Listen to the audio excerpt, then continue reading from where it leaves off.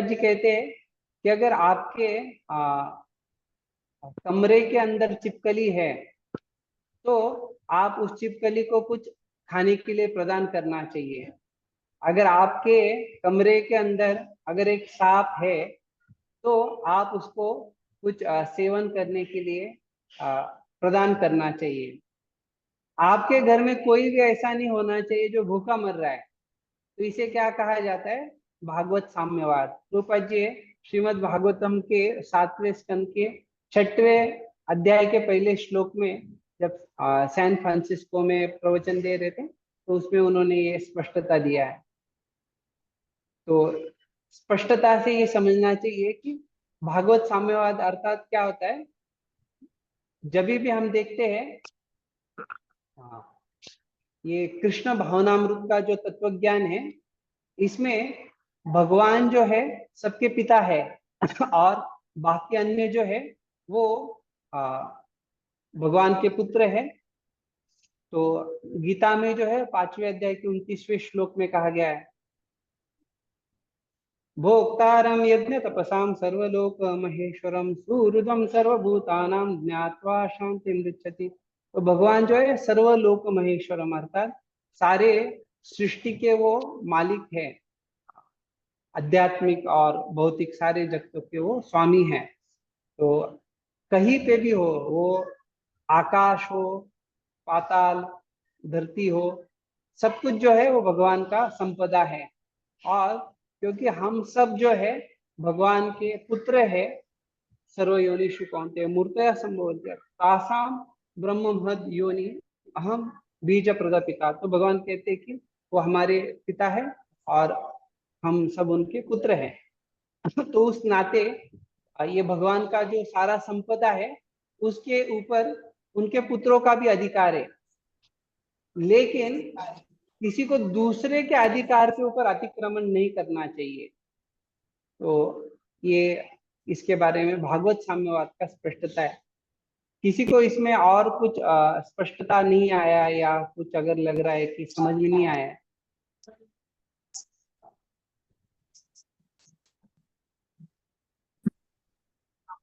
भागवत साम्यवाद स्पष्ट समझ में आ गया है क्या?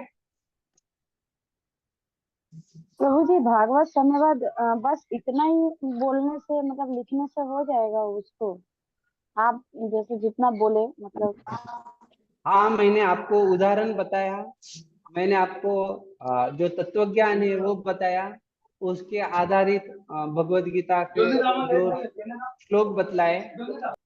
और आपको अगर तात्पर्य से चाहिए तो हम फिर उसको थोड़ा ज्यादा समय चर्चा करना पड़ेगा विस्तारित रूप से। हरे कृष्णा नहीं नहीं प्रभु प्रभु जी, जी, दंडवत तात्पर्य प्रणाम से प्रभु नहीं, जी। मतलब हरे कृष्णा। क्वेश्चन जैसा है प्रभु जी, उसका मतलब आंसर हम लोगों को, मतलब प्रभु जी ये हम बुक्स में भी मतलब खोजे थे। तो प्रभु जी मंत्र एक में थोड़ा सा इसके बारे में वो वहां पर दिया हुआ है प्रभु जी, वो आधुनिक समाज में वो जो श्रमिकों और पूंजीपतियों में सदैव एक झगड़ा चलता रहता है। हाँ, इस तो टाइप आपको का स्पष्टता देना चाहिए इसका अर्थ क्या है। हम्म। अगर आपको ये जो संकल्पना अगर स्पष्ट समझ में आ गई है कि भागवत साम्यवाद क्या है, तो उसके आधार पे आपको जो पूंजीवादियों की विचारधारा है, तो ये सारा तुलनात्मक दृष्टिकोण से अंततोगत्वा निष्कर्ष ये आना चाहिए कि भागवत साम्यवाद किस प्रकार से सर्वश्रेष्ठ है। समझ रहे? यस हमने प्रभु। पूंजीवादियों का भी चर्चा किया था, साम्यवादियों का भी चर्चा किया था, और उनके अंदर क्या उनकी क्या कमियां है उसके ऊपर भी हम चर्चा की।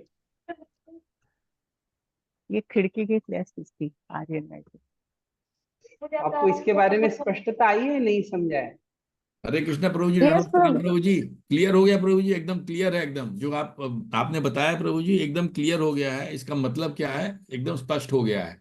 अब ये बाकी मतलब माता जी बोल रहे कि आपको सवाल लिखने में दिक्कत है। अभी क्या है, नहीं, अगर मैं नहीं आपको पूछा था, मैंने उसके ही सवाल ऊपर किया था प्रभु जी। ओके, आपका सवाल है, ठीक है।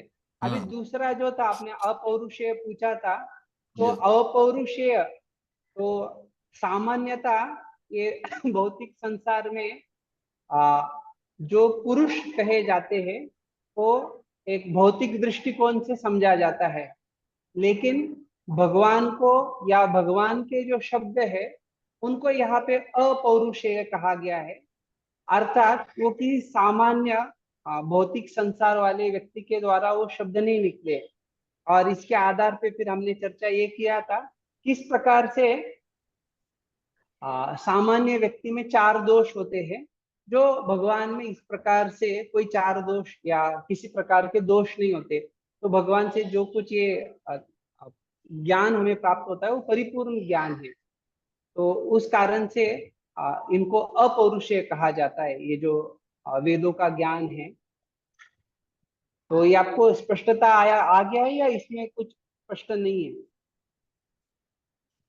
अलंकार में तो प्रभु जी भगवान को पुरुष उत्तम कहते हैं ना, तो हाँ, अभी अपुरुषेय और पुरुषेय। आप जो हाँ ये बता रहे हैं ये सही है कि भगवान को पुरुषोत्तम कहते हैं, लेकिन जब भगवान को पुरुषोत्तम कह रहे हैं उसका अर्थ क्या है? जब हम कहते हैं कि तुलनात्मक दृष्टिकोण से ये यहाँ पे पुरुष है और ये सारे पुरुषों में भगवान जो है सर्वश्रेष्ठ इसलिए पुरुषोत्तम है। लेकिन जब भौतिक और आध्यात्मिक ये दृष्टिकोण से चर्चा है तो भगवान ये भौतिक जगत वाले पुरुष नहीं है। आपको ये समझ में आ रहा है? प्रभु जी हरे कृष्णा। प्रभु जी Yes, ये प्रभु। समझ में आ रहा है, लेकिन अपौरुषेय मतलब ये भी है क्या, ये किसी पुरुष के द्वारा नहीं, ऐसा भी है? हाँ, किसी भौतिक पुरुष के द्वारा नहीं। हाँ, क्योंकि मैंने इसको फिर गूगल किया था तो गूगल में आया था ऐसा, मैं फिर बोला एक बार आपसे थोड़ा सा और डिटेल कहूंगा, है ना? हाँ, अच्छा गूगल नहीं, आपको प्रभुपाद जी के तात्पर्य में पढ़ना चाहिए। हाँ नहीं, प्रभुपाद जी ने ये स्पष्ट मैं पढ़ किया लिया है। था प्रभु जी, थोड़ा हिंदी समझने में थोड़ा हिंदी और इंग्लिश में वो थोड़ा प्रॉब्लम था ना, तो इसलिए गूगल करके चेक कर रहा था, तो विशेष रूप से थोड़ा आपको ये यहाँ स्पष्टता होना चाहिए। हाँ जैसे हम कहते जनक महाराज जो उनकी पुत्र जानकी है, या अर्जुन को पार्थ कहा जाता है, पृथा के पुत्र के रूप में पार्थ। तो उसी प्रकार से जो पुरुष से आता है वो पौरुषेय पौरुषेय, लेकिन जो कोई साधारण पुरुष से नहीं आ रहा है, अर्थात जो भगवान से आ रहा है, तो इसलिए यहाँ पे उसको अपौरुषेय कहा गया है। समझ में आ गया या? हाँ प्रभु जी समझ में आया है प्रभु जी। जैसे कि इसमें और भी, अच्छा ठीक है प्रभु जी, हाँ समझ में आ गया प्रभु जी, है ना? बोलिए ना, हम नहीं स्पष्टता दे देंगे। नहीं, मैं उसमें ये था कि जैसे कि वेद जो है किसी के द्वारा लिखे हुए नहीं है, तो ये अपौरुषीय एग्जाम्पल, इसका मतलब जैसे अपौरुषीय है मतलब किसी पुरुष द्वारा नहीं है।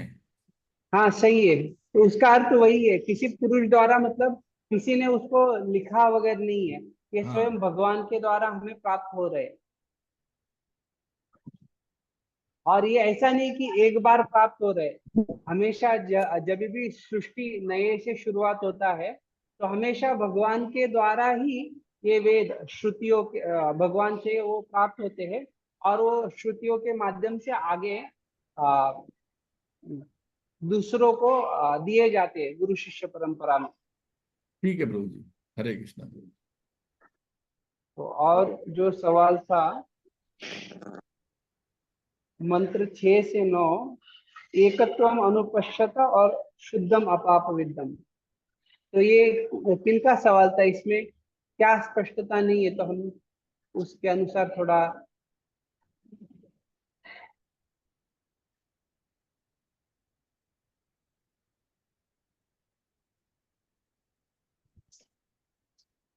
प्रभु जी ये मेरा भी क्वेश्चन है, ये एकत्तम अनुपुष्यत जो क्वेश्चन है, सॉरी पनुपश्यत, ये क्वेश्चन मेरा भी है प्रभु जी, इसे थोड़ा समझा देंगे तो अच्छा रहेगा। ओके।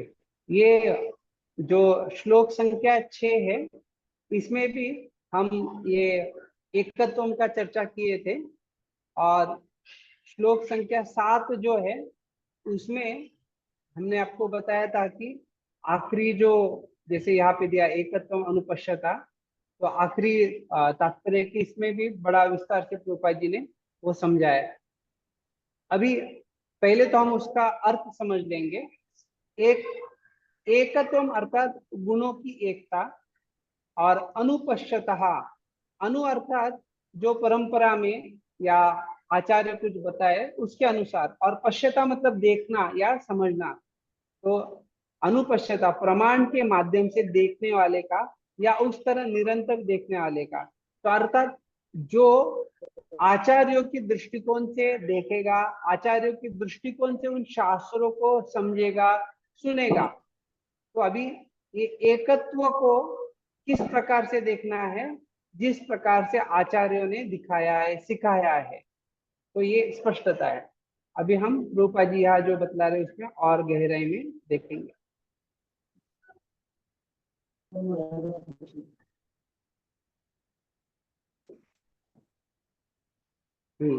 पर ब्रह्म जीवात्मा के समान एक व्यक्ति है,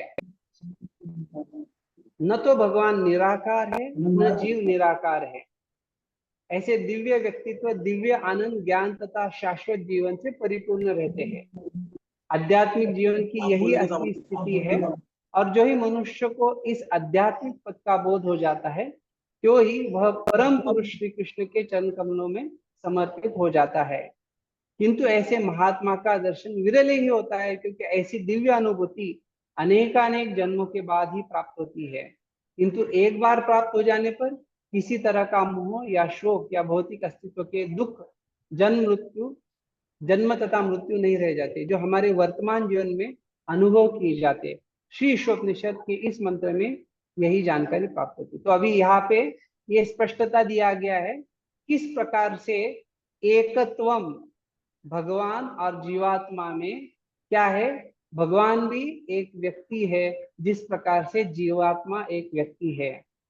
जिस प्रकार से जीवात्मा निराकार नहीं है, उसी प्रकार से भगवान निराकार नहीं है। तो यहाँ पे ये रूपा जी समझा रहे हैं। जिस प्रकार से हम चर्चा करते ईश्वर परम कृष्ण सच्चित आनंद विग्रह, तो सच्चित आनंद विग्रह है। तो जिस प्रकार से भगवान का जो व्यक्तित्व है ये दिव्य आनंद, ज्ञान तथा शाश्वत जीवन से परिपूर्ण है, उसी प्रकार से जीवात्मा भगवान का अंश होने के कारण वो भी सच्चित आनंद है। तो इसमें और बहुत सारा गहराई से हम देख सकते हैं, लेकिन आपको इसमें क्या स्पष्टता या क्या नहीं समझा है वो पूछ सकते हैं, जो कि हम फिर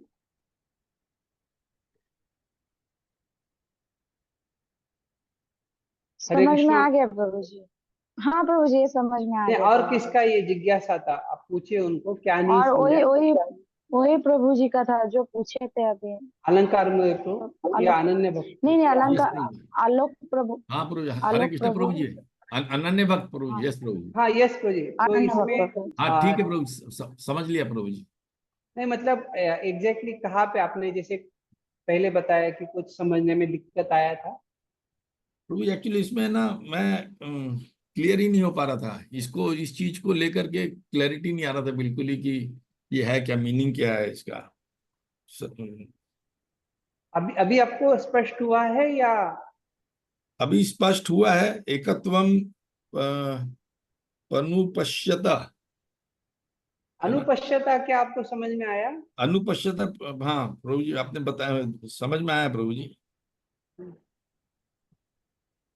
तो हम प्रमाण जब, के माध्यम से देखने वाले जो है। हाँ सही, हरे बराबर कृष्णा एकदम। प्रभु जी, हरि बोल। हरे हरे कृष्णा। कृष्णा प्रभु जी, एक हो तुम अनुपस्थितता का, आप मतलब ऐसे एक ही लाइन, एक ही मतलब एकत्वम अनुपस्थितता, ये जो है ना, इसका एक मतलब एक डायरेक्ट एक ही करके दोनों का बताएंगे ना, तो लिखने में भी आसानी होगी और समझने में थोड़ी सी आसानी होगी प्रभु जी।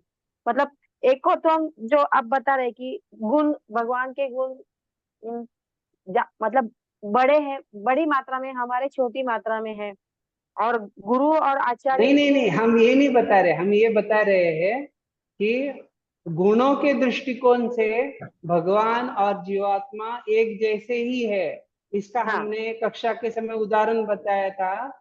जिस हाँ प्रकार से समुन्द्र में अगर आप एक बूंद लेंगे, तो एक हाँ, बूंद में जो सारे गुण धर्म होते हैं वो वही सारे उसमें होंगे। समुन्द्र में होते हैं। तो ये प्रभुपाद जी समझाते हैं। तो ऐसे अलग अलग हमने चर्चा किया था। अभी जो है हम केवल सवाल का जो स्पष्टता नहीं, जो समझ में नहीं आया, वो चर्चा कर रहे हैं। हाँ, लेकिन मुझे ये कहना था कि ये एकत्वम अनुपस्थिता जो शब्द लिखना है, वो मतलब मतलब अपनी अपनी लैंग्वेज में लिखना है, तो मतलब जो समझेंगे तो वो आसानी से लिख पाएंगे ना प्रभु जी। तो आपको इसमें वही पूछ रहा हूँ कि क्या नहीं समझा है, क्योंकि एकत्वम आप अनुपश्यता का अर्थ ही इतना ही है कि आप जब उस प्रकार के दृष्टि को विकसित कर लेते हैं जिसमें आप गुणों के दृष्टिकोण से एकता देख पा रहे हैं, समानता देख पा रहे हैं, उसमें कोई अंतर नहीं है, भेद नहीं है, उस अभेद को समझना है, या बिना भेद के उसमें एकता है वो समझना है। और ये गुरु आचार्य जिस तरह बताते हैं उस तरह से देखना है। हाँ, वही देखने का तरीका जो है वो हम हमारे अगर भौतिक इंद्रियों के आधार पे देखेंगे तो हम वो समझ नहीं पाएंगे। इसीलिए हम परंपरा में जो ज्ञान आता है, आचार्यों से जो स्पष्टता आती है, उस प्रकार से हम उसको देखते हैं। इसलिए उसको अनुपश्यता कहा गया है। पश्यता मतलब हमारे दृष्टिकोण से देखेंगे तो उतना सही नहीं है।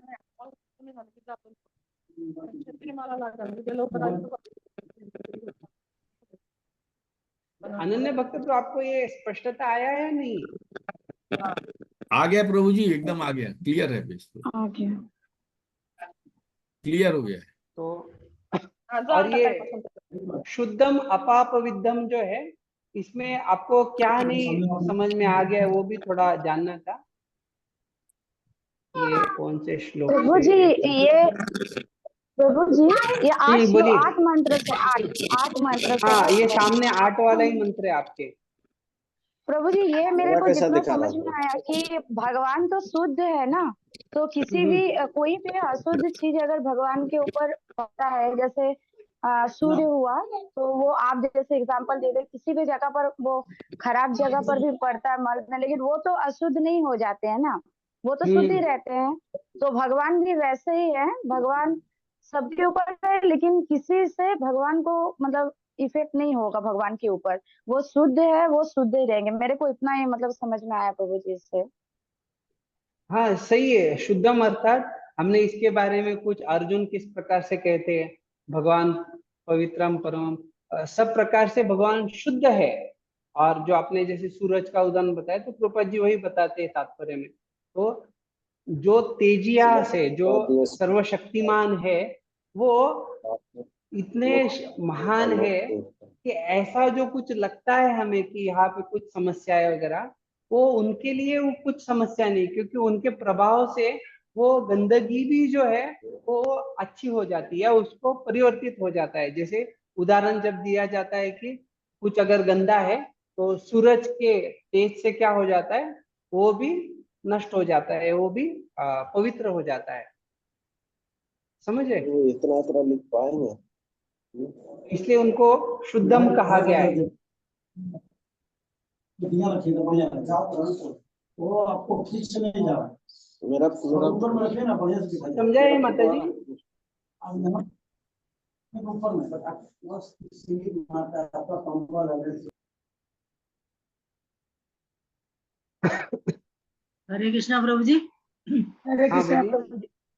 हाँ बोलिए। प्रभु जी मैं ये कह रही थी कि ये जो जितने भी आंसर हैं बंद बुक के, सिर्फ हमें यही करने हैं या इसके जो अंदर भी है वो भी हमें देखना पड़ेगा?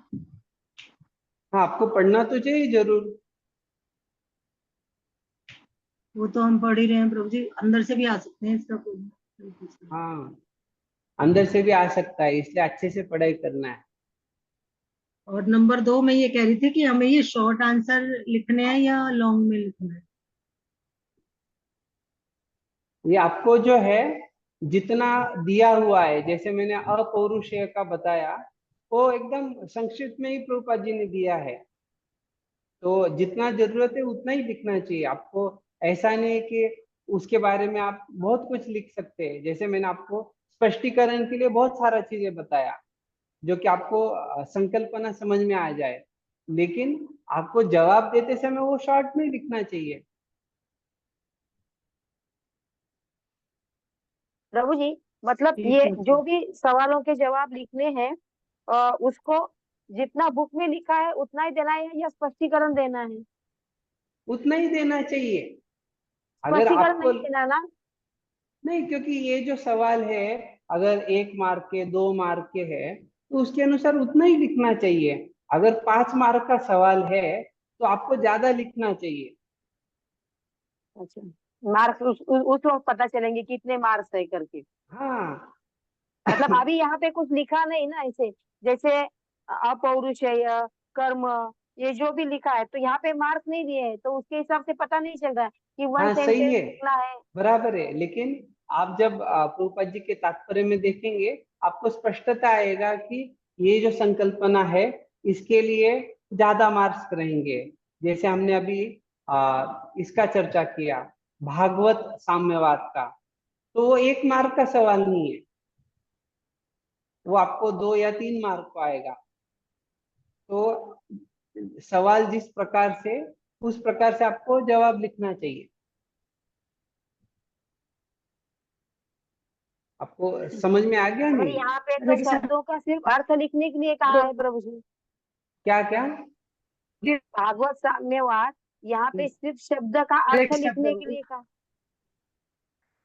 अर्थ लिखने के लिए कहा है प्रभु जी।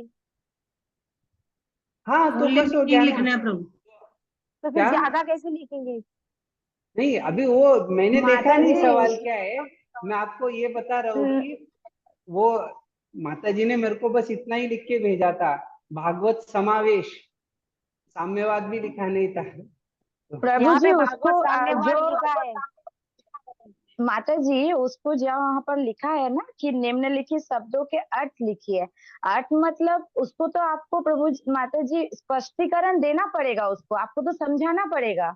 उसको आप ऐसे ही लिख देंगे मतलब क्या हुआ 1 वर्ड में, तो उसमें भी आपको मार्क्स नहीं मिलेगा माता जी। आपको तो उसको बताना पड़ेगा क्या चीज है, एटलीस्ट 1-2 लाइन में उनको तो समझाना पड़ेगा वो चीज को। मतलब मैं वही पूछ रही हूँ, मुझे प्रॉब्लम नहीं है, मैं सिर्फ यही पूछ रही हूँ। ऊपर लिखा है शब्द का अर्थ लिखिए, अर्थ लिखिए मतलब जस्ट हाँ उस वर्ड का आपको मीनिंग बताना है। तो अगर हाँ आपके हिसाब से मतलब आप जो बोले उसका आपको जो समझ में आया वो लिखना पड़ेगा, तो वो अर्थ हाँ सिर्फ उसका मीनिंग नहीं होगा, उसका स्पष्टीकरण हो जाएगा। स्पष्टीकरण नहीं माता जी देखिए। माता जी एक मिनट सुनिए। हाँ बोलिए। क्लियरिटी मतलब जो आप कह रहे हैं ना कि आपको क्या समझ में आया है उसको क्लियर कीजिए, तो वो मतलब जो हम क्लियर करेंगे तभी तो उसके 2-4 सेंटेंस बनेंगे, 4-5-6 बनेंगे, तभी तो क्लियर माता करेंगे जी ना। माता जी देखिए देखा जैसे माता यहाँ जी, पर एक सुनिए, क्वेश्चन है। हरे कृष्णा, ये अभी बोलिए। हम यहाँ क्लास में चर्चा नहीं करेंगे। मेरा आपको एक सुझाव है, अगर आपको यस कुछ प्रभु शंका है इसके ऊपर तो आप जो है बीआरओ ऑफिस में पूछ लीजिए। ये स्पष्ट है जो बताया गया है कि अर्थ लिखना है।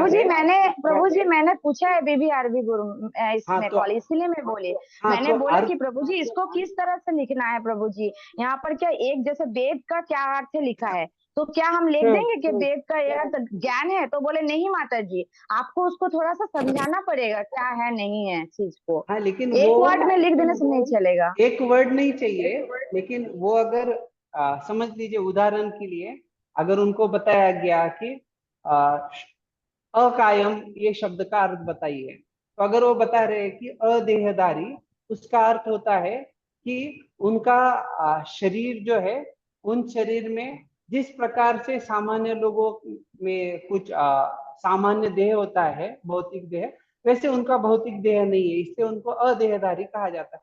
तो ये सफिशिएंट, ये काफी हो गया। हाँ हाँ हाँ तो बहुत बड़ा यस स्पष्टीकरण प्रभु नहीं जी देना। हाँ। हाँ, यस प्रभु जी, तो आपको माता जी समझ में आ गया? आ गया आ गया। ठीक है। नहीं प्रभु समझ विश्वम्भर में। चेतन तो हरे कृष्ण प्रभु, मेरा भी एक सवाल थोड़ा सा हल कर दीजिए। हाँ बोलिए प्लीज।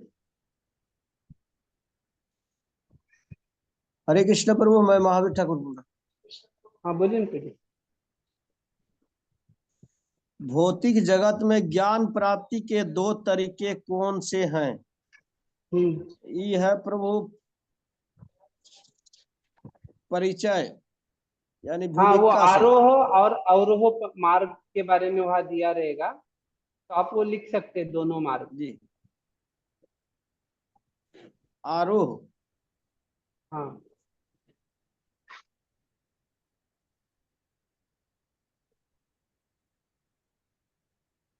और आरोह और क्या बोले प्रभु? परिचय में आप कहाँ पे देख पा रहे हो? देखिए मैंने परिचय यहाँ खोला है। भूमिका प्रभु जी, भूमिका में है। हाँ, प्रभु जी यहाँ पर निगमिक और आगमिक दिया हुआ है। मैंने आपको एक बार बोला था ना कि वो दो शब्द हैं भौतिक ज्ञान प्राप्त करने के, आगमिक और निगमिक, वही। तो कौन से पन्ने पे आपको दिख रहा है यहाँ पे? प्रभु जी आरोह और अवरोह।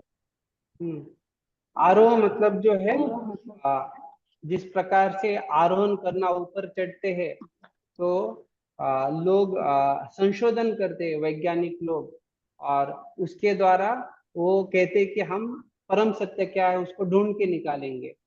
और अवरोह मतलब हम गुरु शिष्य परंपरा में भगवान से जो ज्ञान आता है उसको प्राप्त करते हैं। तो दोनों में ये अंतर होता है कि जब कोई व्यक्ति संशोधन करेगा तो ये निश्चित नहीं है कि वो सही निष्कर्ष तक पहुंच पाएगा, और उसको कितना समय लगेगा उसका भी स्पष्टता नहीं है। तो इसलिए आरोह मार्ग जो है ये सामान्यता जो लोगों का गुरु शिष्य परंपरा में श्रद्धा नहीं है, ऐसे लोग सामान्यतः आरोह मार्ग को स्वीकार करते हैं। और अवरोह मार्ग जो है ये भक्तों के लिए विशेष रूप से बताया गया है, जिनको कम समय में जीवन का जो परम लक्ष्य है उसको प्राप्त करना है।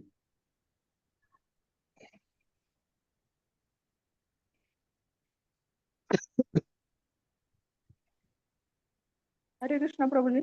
हम्म। हरे कृष्णा, दंडवत प्रणाम। मथुरा हाँ, माता जी। दंड। हाँ, मेरा ये प्रश्न है प्रभु जी, 11वें मंत्र का प्रश्न है, 11वें मंत्र का। हम्म। तो जड़ पदार्थ से हमारी असंगतता, तो इसका अर्थ मैं समझी नहीं। ओ, जड़ पदार्थ से जब असंगतता का बात आता है, असंगतता मतलब क्या कि जिस प्रकार से पानी में अगर आप तेल डालते हैं तो उसमें संगतता होती है या असंगतता होती है? असंगत। ओ, माता जी को बात करने दीजिए, कौन बोल रहा है? हाँ, असंगतता होती। हाँ, तो उसका अर्थ क्या है कि वो उसमें मिलता नहीं है। हाँ। तो उसी प्रकार से हम आध्यात्मिक जगत के वासी है, हम भगवान के अंश है, हम स्वरूप से आध्यात्मिक है, लेकिन जब हम भौतिक संसार में आते हैं तो ये जड़ पदार्थ के साथ जो हमारा आदान प्रदान है उसमें संगतता नहीं है, उसमें असंगति है या असंगतता है। और उसके कारण जो है जीवात्मा उस जड़ पदार्थ से नियंत्रित हो जाता है और वो दुखों को भुगतता है।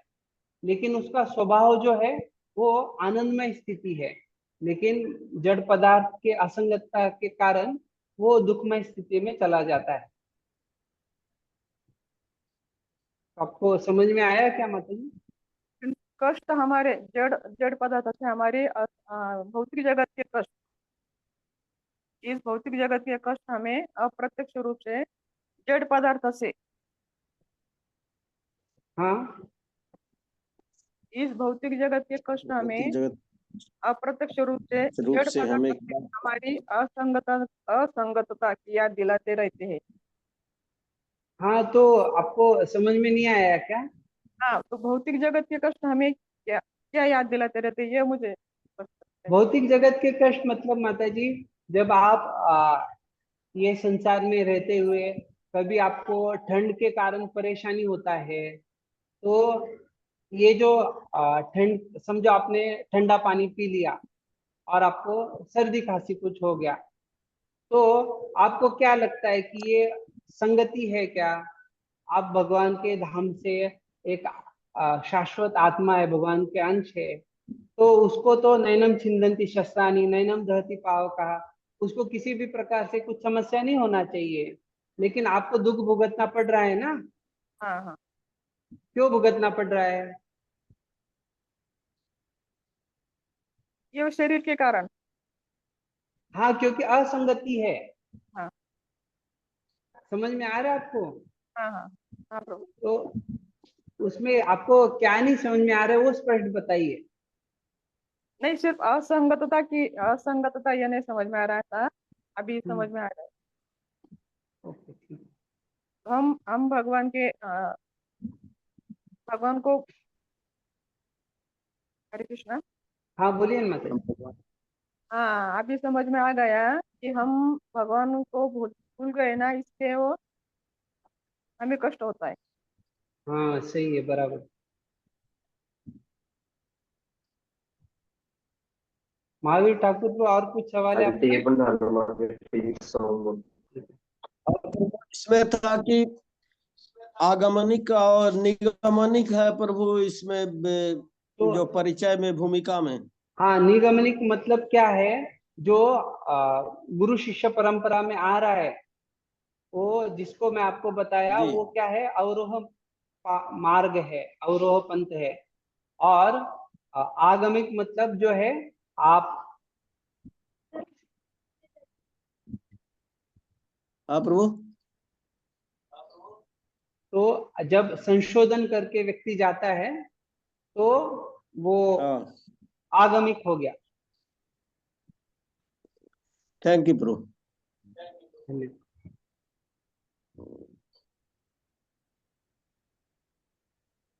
मनिक। प्रभू जी असेंडिंग डिसेंडिंग की बात कर रहे हैं क्या आप? हाँ, ओके, हे हिंदीमध्ये मराठीमध्ये चांगलं, इंग्लिशमध्ये चांगलं कळतं. वो डिसेंडिंग को क्या बोला है उसमें? अ, आगमिक आणि दुसरं निगमनिक निगमनिक। निगमनिक. हाँ डिसेंडिंग मतलब निगमनिक है ना? नहीं प्रभु जी, वो आगमनिक है, वो आगमनिक है। हाँ, तो फिर उनको गलत बताया, उनको बताइए डिसेंडिंग प्रोसेस, अर्थात जो अवरोह प्रभु जी पंथ वो है, हिंदी में समझ गए हैं प्रभु जी। आगमिक है। और जो निगम. आरोह पंथ है, वो निगमनिक है। निगमनिक है। ठीक है। ये शायद से ये जो यहाँ पे आप सामने देख रहे सॉफ्ट कॉपी, उसमें वो है नहीं है, वो 2 पेजेस उसके मिस हो गए। ठीक है। हरे कृष्ण प्रभु जी, दंडवत प्रणाम। बोलिए माता जी। क्या सेवा करें? हरे कृष्ण। हरे कृष्ण प्रभु जी, दंडवत प्रणाम। हाँ बोलिए माता जी। प्रभु जी, ये समझ में नहीं आ रहा है कि भगवान किस प्रकार से अशरीर है, मतलब इसमें कुछ तो आ रहा है, कुछ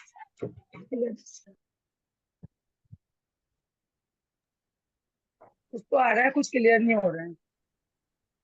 क्या क्या स्पष्टता नहीं माता जी? भगवान किस प्रकार भगवान से किस प्रकार अशरीर है? कैसे अशरीर है? जी प्रभु तो जी। इसका जो हमने चर्चा किया था, ये था जैसे हम देखते हैं सामान्य व्यक्ति जो है, उसकी काया होती है, उसका देह होता है, लेकिन भगवान का जो भौतिक देह नहीं है कोई, इससे उनको अशरीर कहा जाता है। भगवान का जो देह है वो सच्चित आनंद विग्रह है।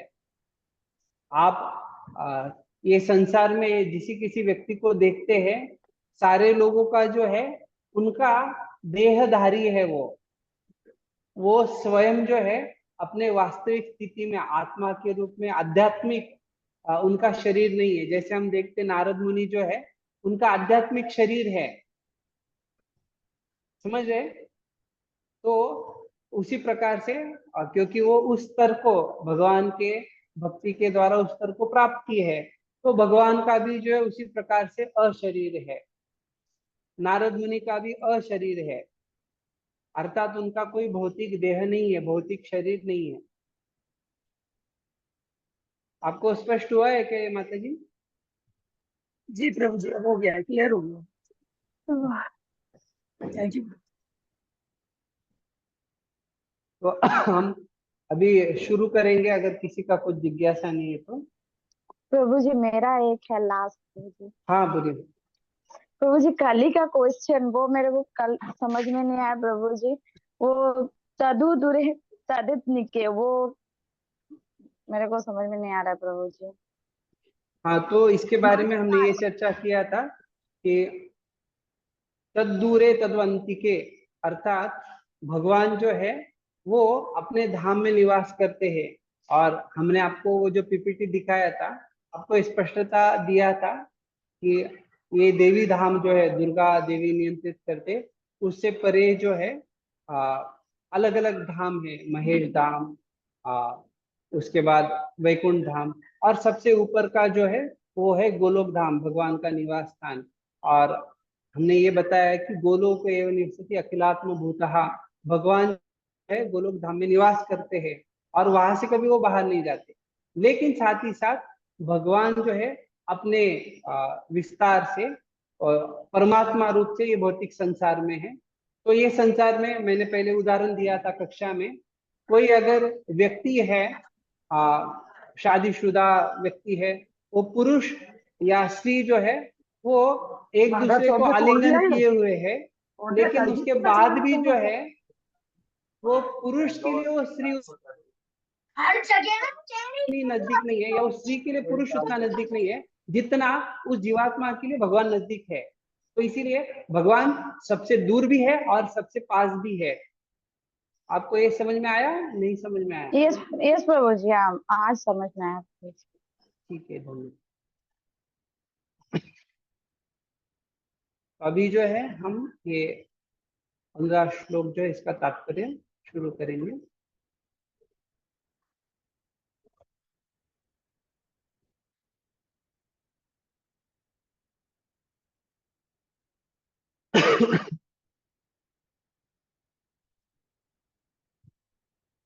तो यहाँ तक पढ़ना है श्लोक और इसका अर्थ जो है यहाँ तक।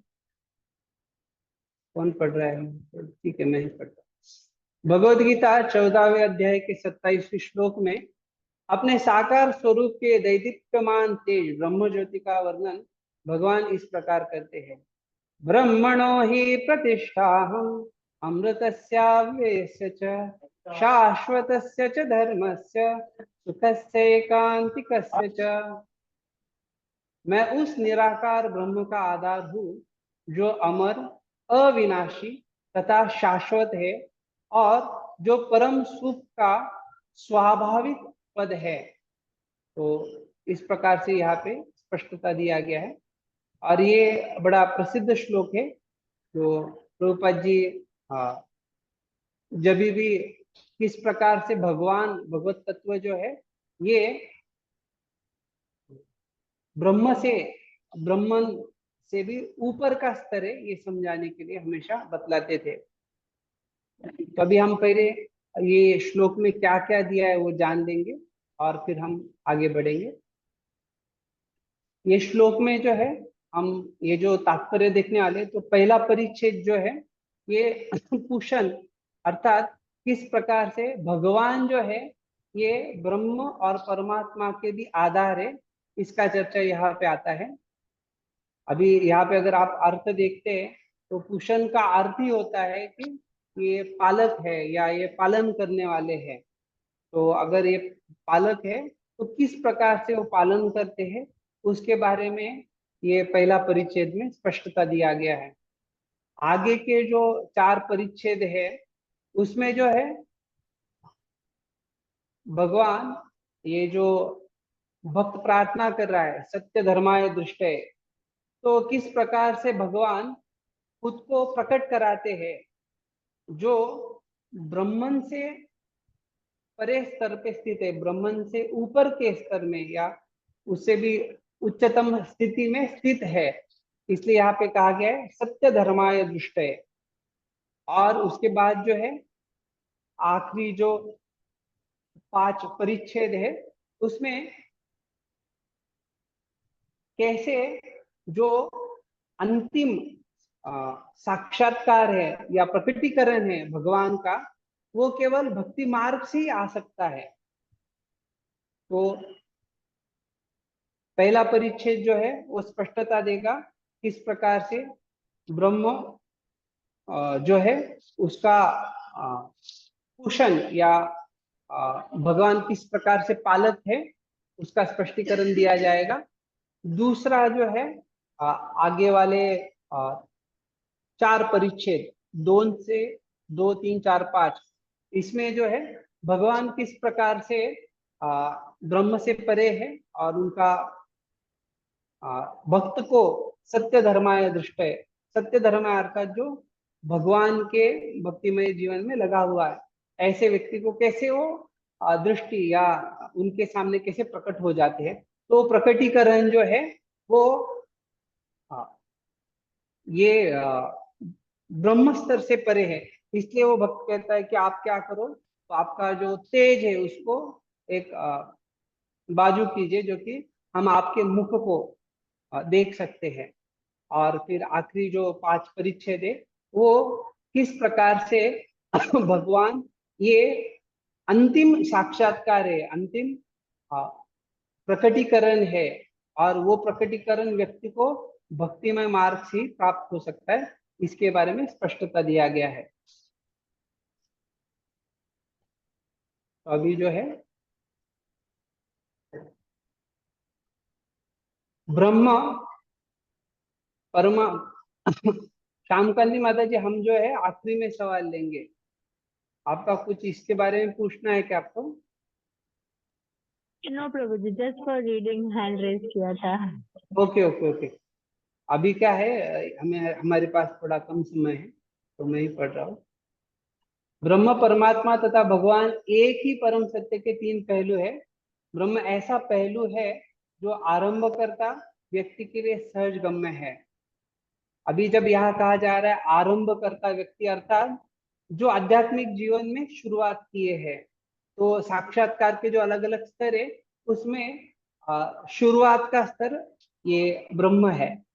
परमात्मा स्वरूप उनके द्वारा अनुभव गम्य होता है जिन्होंने और आगे प्रगति कर ली है। तो जो नए लोग हैं उनसे भी कोई थोड़ा आगे प्रगति कर लिया तो उसको परमात्मा साक्षात्कार होगा। और भगवान साक्षात्कार तो परम सत्य की चरम अनुभूति है।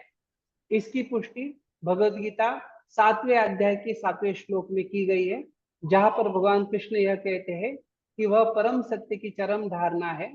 मत्तः परम परतरम नान्यत् किंचित अस्ति धनंजय, मयि सर्वमिदं प्रोतम सूत्रे मणिगणा इव।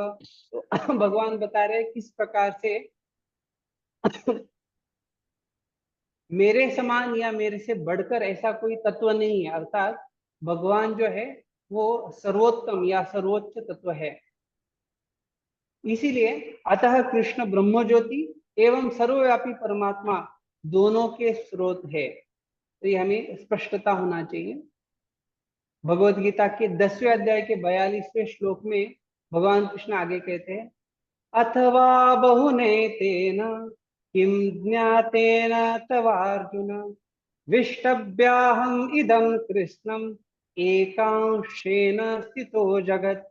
तो भगवान यहाँ पे स्पष्टता दे रहे हैं किस प्रकार से आपको इतना सब कुछ जानने का क्या जरूरत है। किम ज्ञातेन बहुन, ये सब कुछ ज्यादा जानने का जरूरत नहीं। क्यों? मेरे केवल एक अंश से मैं ये सारे जगत को, अभी यहाँ पे स्पष्ट दिया, लेकिन है अर्जुन इस सारे विशद ज्ञान की क्या आवश्यकता है। मैं अपने एक अंश मात्र से इस समग्र ब्रह्मांड में व्याप्त होकर इसको धारण करता हूँ।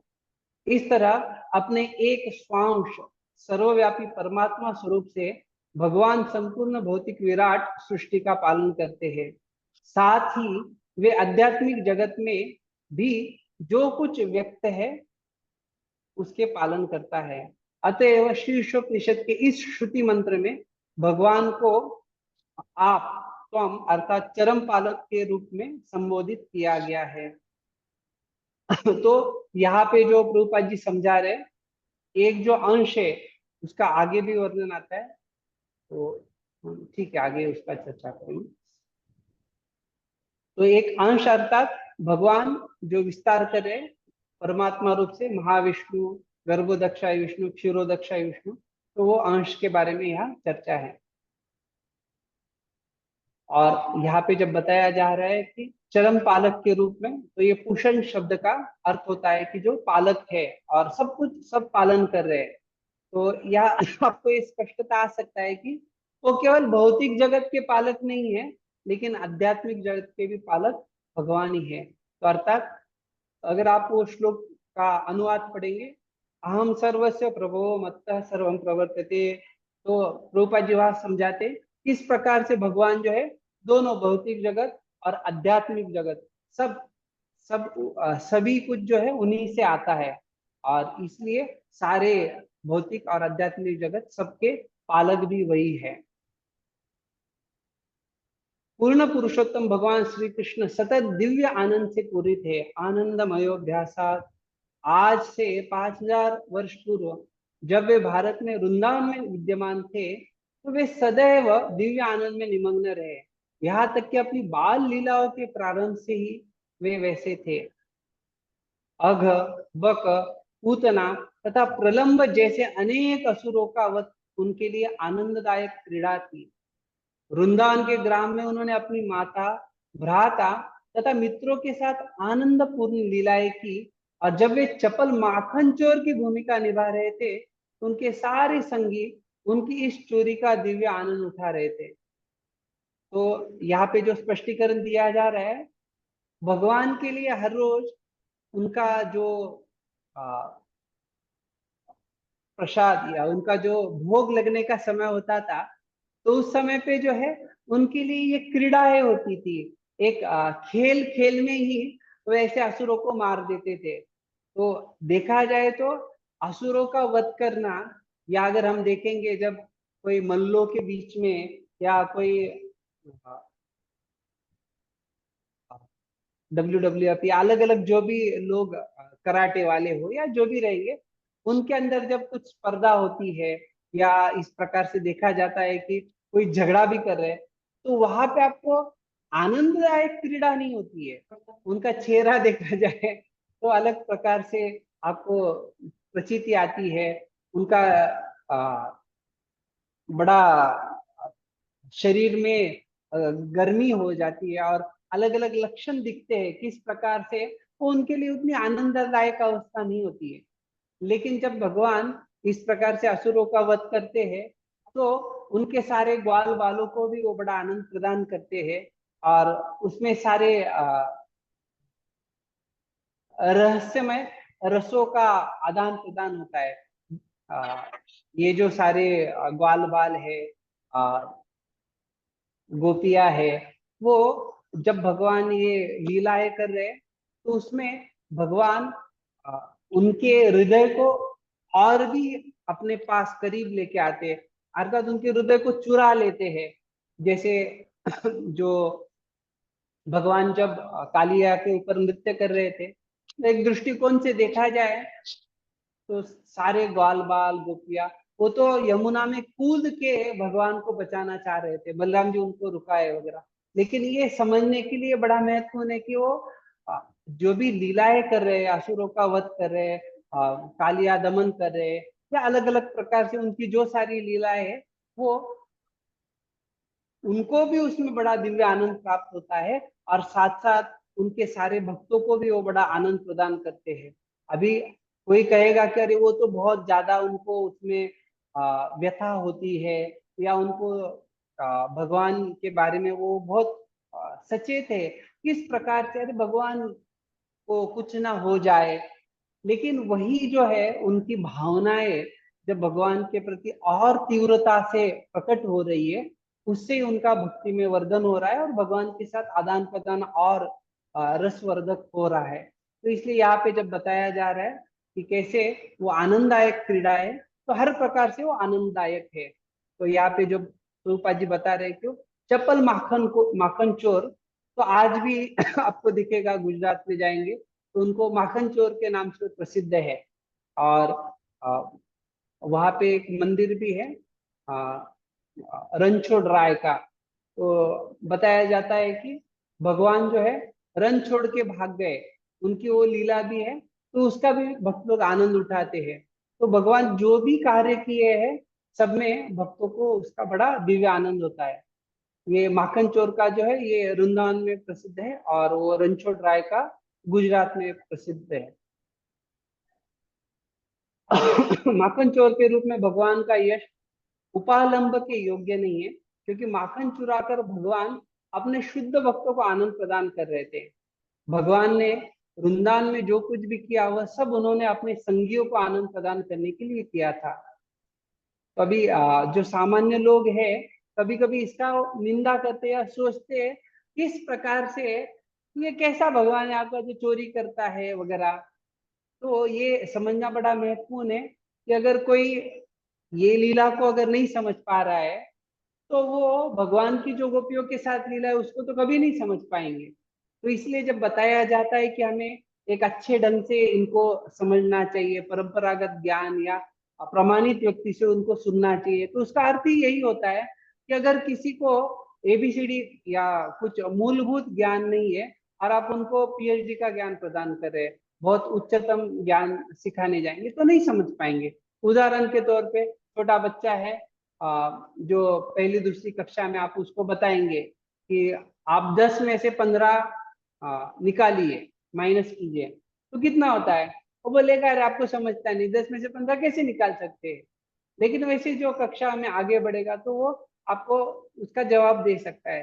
कहने का तात्पर्य यह है कि जब तक व्यक्ति उच्चतम या अच्छी स्थिति में नहीं है तो वो गहराई को नहीं जान सकता है। तो उसी प्रकार से यहाँ जो लोग ये माखन चोर लीला नहीं समझ पा रहे, वो और जो दिव्य लीला है भगवान की और जो ज्यादा गहरी लीला है उनको नहीं समझ पाएंगे। भगवान ने ये लीलाएं उन शुष्क मनोधर्मियों एवं तथाकथित हठयोग के उन कलाबाजों को आकृष्ट करने के लिए की जो परम सत्य की खोज चाहते हैं।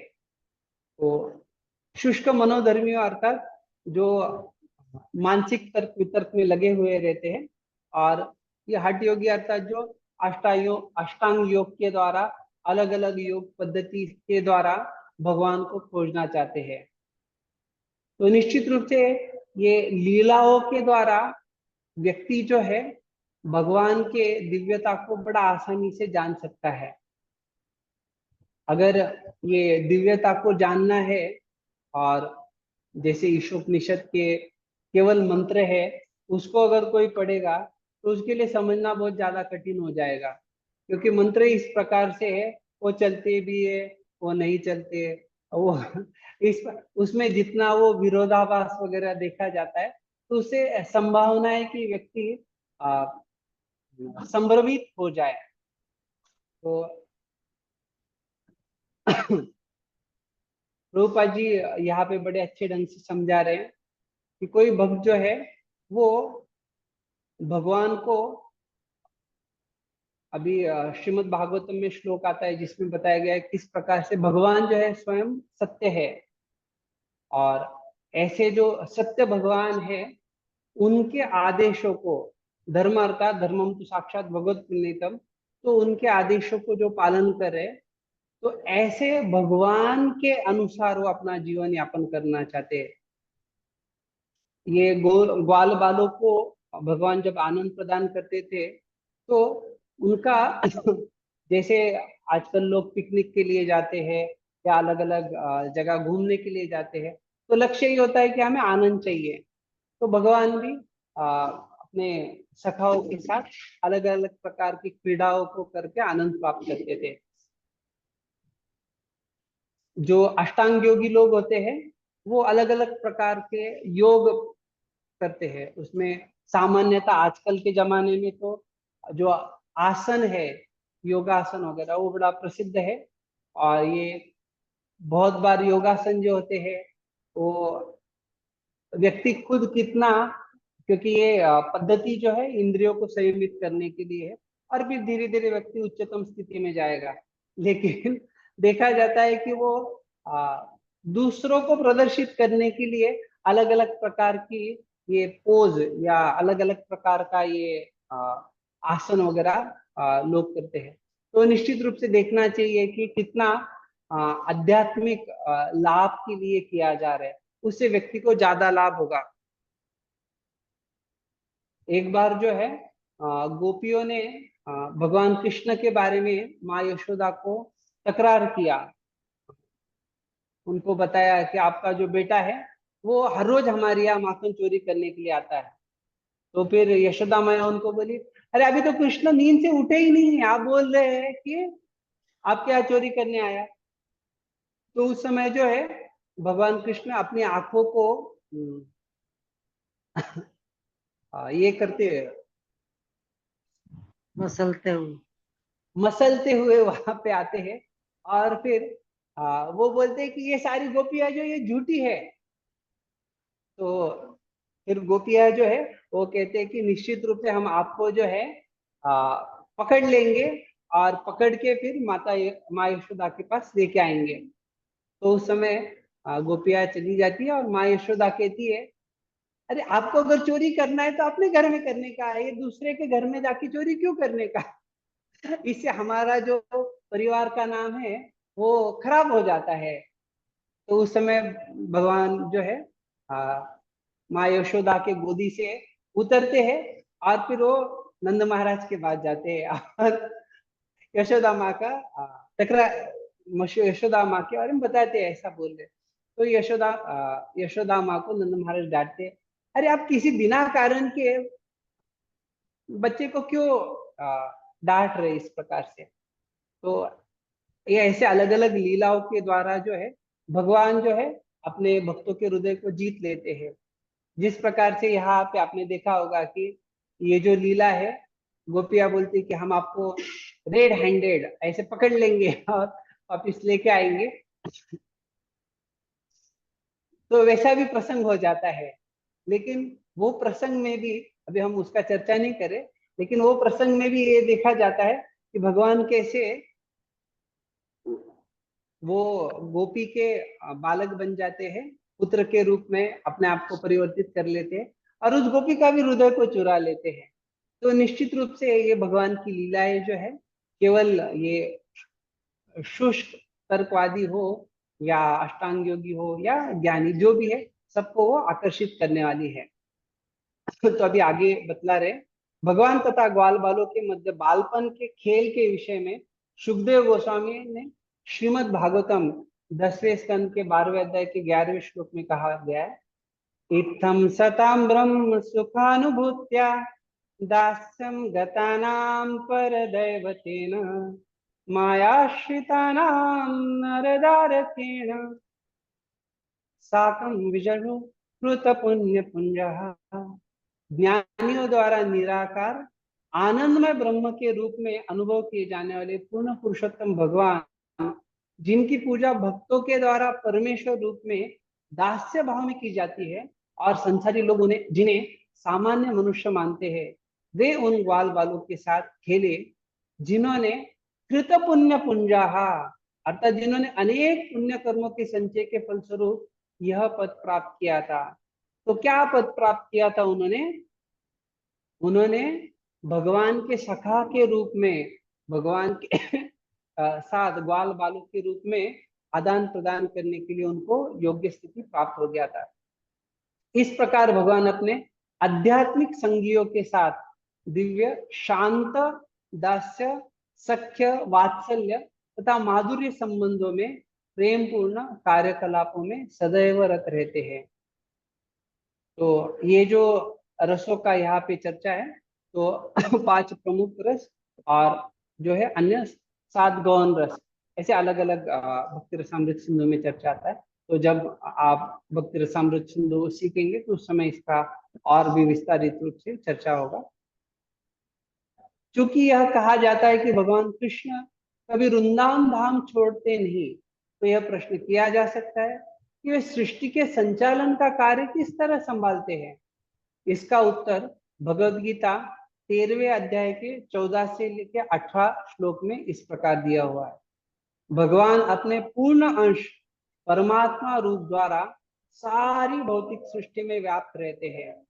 यद्यपि भगवान को व्यक्तिगत रूप से सृष्टि पालन तथा संहार से किसी प्रकार का सरोकार नहीं रहता, लेकिन वे इन सारे कार्यों को अपने पूर्ण विस्तार परमात्मा द्वारा कराते हैं। प्रत्येक जीव आत्मा कहलाता है और प्रमुख आत्मा जो इन सबको वश में रखते हैं वे परमात्मा कहलाते हैं। अभी ये जो श्लोक है 13वें अध्याय के 14 से लेके 18 श्लोक। तो 14वां श्लोक है, सर्वतः पाणिपादं तत् सर्वतोक्षिशिरो मुखम सर्वतः श्रुतिमन् लोके सर्वम आवृत्य तिष्ठति।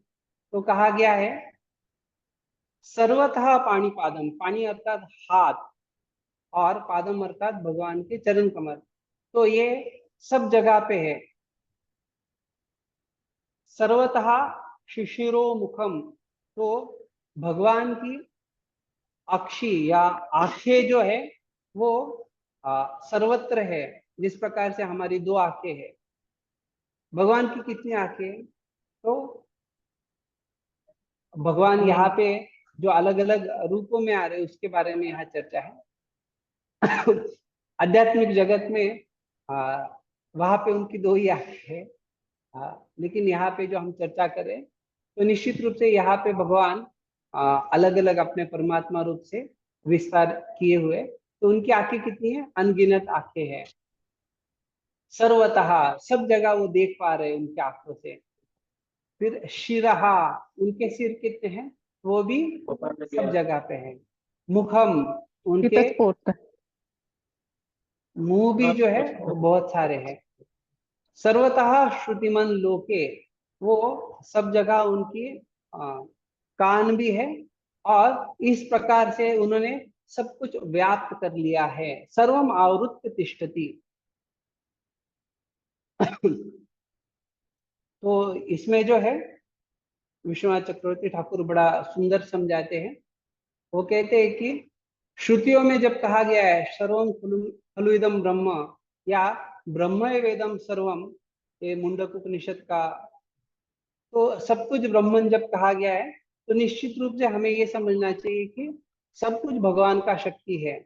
और भगवान की शक्ति के बारे में ये कहा गया है शक्ति शक्तिमतो अभिन्नत्वात्, उसमें किसी प्रकार का कोई भेद नहीं है। तो इस कारण से भगवान के लिए कुछ भी रहस्य नहीं या उनसे कुछ भी छिपाया नहीं जा सकता है। तो ये जब अलग अलग प्रकार से हम देखें भगवान के हाथ, चरण कमल या शेर आंखें, ये सब जगह है, सब जगह आवृत है, तो इसका हमें स्पष्टता ये होना चाहिए। हाँ, निश्चित रूप से, क्योंकि सर्वम खलु इदम ब्रह्म, सब कुछ ब्रह्म है, सब कुछ ब्रह्मांड भगवान का शक्ति है, तो निश्चित रूप से ये इसमें कोई संदेह नहीं होना चाहिए जो श्लोक बताया गया। सर्वेन्द्रिय गुणाभासम सर्वेन्द्रिय विवर्जितम असक्तम सर्वभृच्चैव निर्गुणम गुण भोक्तृ च। तो कहा गया है भगवान की ये जो सर्व इंद्रिय गुणाभासम, तो भगवान परमात्मा रूप में जो है ये सारे इंद्रियों के स्रोत है, लेकिन वो खुद जो है वो ये सर्व इंद्रिय विवर्जितम, लेकिन वो क्या है? बिना इंद्रियों के है। असक्तम, वो किसी भी प्रकार से आसक्त नहीं है, अनासक्त है। सर्वभृत, जिस प्रकार से कहा जाता है कि भर्ता, ये हमारा भर्ता है, ये हमारा पति है, तो ये हमारा पालन करने वाला है, ये हमारा पालक है। तो सबके भर्ता पालक जो है वो भगवान है। सर्वभृच्चैव निर्गुणम गुण भोक्तृ च, और वो जो है वो तीनों गुणों से परे है और उसी समय वो ये गुण भोक्तृ, ये गुणों के जो है वो स्वामी है। तो इस प्रकार से ये 15वें श्लोक में समझाया गया है, उसका हम ज्यादा स्पष्टीकरण नहीं देंगे। बहिरंतश्च भूतानाम अचरम चरम एव च सूक्ष्मत्वात् तद विज्ञेयम दूरस्थम चान्तिके च तत्। तो जैसे 5वें श्लोक का सवाल भी आया था और हमने पहले चर्चा किया, तो उसी प्रकार से भगवान जो है ये परम सत्य, वही ही वो बाहर है, अंतश्च अंदर भी है, भूतानाम वो सारे जीवों में है, अचरम चरम एव च, जो कुछ चलने वाला है और जो अचल है, जो चल नहीं रहा है, सारों में वो विद्यमान है। सूक्ष्मत्वा तद विज्ञेयम, और वो बहुत सूक्ष्म है, और ये अविज्ञेयम अर्थात नेयम मतलब जो जान सकते हैं, अविज्ञेय मतलब जो जानने से परे है, अर्थात वो भौतिक इंद्रियों के समझ से परे है। और साथ साथ दूरस्थम च अंतिके च तत्, वो बहुत दूर है और वो बहुत च अंतिके, बहुत पास में भी है। तो उसका यहाँ पे बताया गया। उसी प्रकार से 17वें श्लोक में कहते हैं अविभक्तम च भूतेषु विभक्तम इव च स्थितम भूतभर्तृ च तज्ज्ञेयम् ग्रसिष्णु प्रभविष्णु च। तो कहा गया है ये जो परमात्मा है, ऐसा लगता है कि हर एक के हृदय में अलग अलग परमात्मा है, विभाजित रूप से है ऐसा लगता है, लेकिन वो क्या है? अविभाजित, अविभक्तम च भूतेषु, अर्थात वो विभाजित नहीं है, क्योंकि उनको कभी विभाजित नहीं किया जा सकता। और फिर जब कह रहे कि स्थितम, अर्थात वो एक ही रूप में सब जगह स्थित है। तो उदाहरण के लिए हमने देखा था, अगर आपको याद है, सूरज जो है एक जगह पे है, और जब कोई व्यक्ति चलता है तो उसको लगता है सूरज भी मेरे साथ आ रहा है। या प्रभुपाद जी उनके बेटे के उदाहरण जो दिए थे उसके बारे में हम चर्चा किए थे, कैसे उनका बेटा कहता है कि पिताजी सूरज, वृंदावन नाम है उनका, जो उनको बचपन में बोले कि पिताजी ये चंद्रमा जो हमारे साथ साथ चल रहा है। तो प्रभुपाद जी उसके आधार पे अच्छा स्पष्टीकरण देते हैं, तो हम ज्यादा वो स्पष्टीकरण नहीं देखेंगे अभी, लेकिन ये समझना जरूरी है कि किस प्रकार से वो सारे एक ही जगह स्थित है, लेकिन सब जगह पे वो उपस्थित है। भूत भर्तृ च तज्ज्ञेयम्, निश्चित रूप से जो है सारे भूतों के, सारे जीवात्माओं के भर्तृ पालन करता है। और तज्ज्ञेयम् ग्रसिष्णु प्रभविष्णु च, तो निश्चित रूप से वो जो है सब कुछ सारे चीजों का ग्रसिष्णु, जिसको वो नाश कर देते हैं, और यहाँ समेट लेते हैं, और साथ साथ वो सबका विकास भी करते हैं। तो इस प्रकार से यहाँ पे ये 17वें श्लोक का स्पष्ट है। 18 जो प्रभुपाद जी ने यहाँ पे उद्धृत किया है, तो उसमें कहते हैं ज्योतिषामपि तज्ज्योतिः तमसः परमुच्यते ज्ञानं ज्ञेयं ज्ञानगम्यं हृदि सर्वस्य विष्टितम्। तो यहाँ पे कहा गया है किस प्रकार से वो सारे जो ज्योतिषामपि तज्ज्योति, जो सारे प्रकाशमान करने वाले वस्तु है, वो सारे वस्तुओं का, वो प्रकाश का स्रोत भगवान स्वयं है। और वो ज्योतिषः तमसः परम उच्यते, तो तमसः परम उच्यते जब कहा गया है, तो वो सारे अंधकार से परे है, और जो कुछ अप्रकट है उससे भी वो परे है। जो प्रकट है उससे परे, अर्थात वो अप्रकट है। ज्ञानम ज्ञेयम ज्ञानगम्यम हृदि सर्वस्य विष्टितम, और वो स्वयं ज्ञान है, इसलिए उनको ज्ञानम कहा गया है। ज्ञेयम अर्थात जानने योग्य वही है।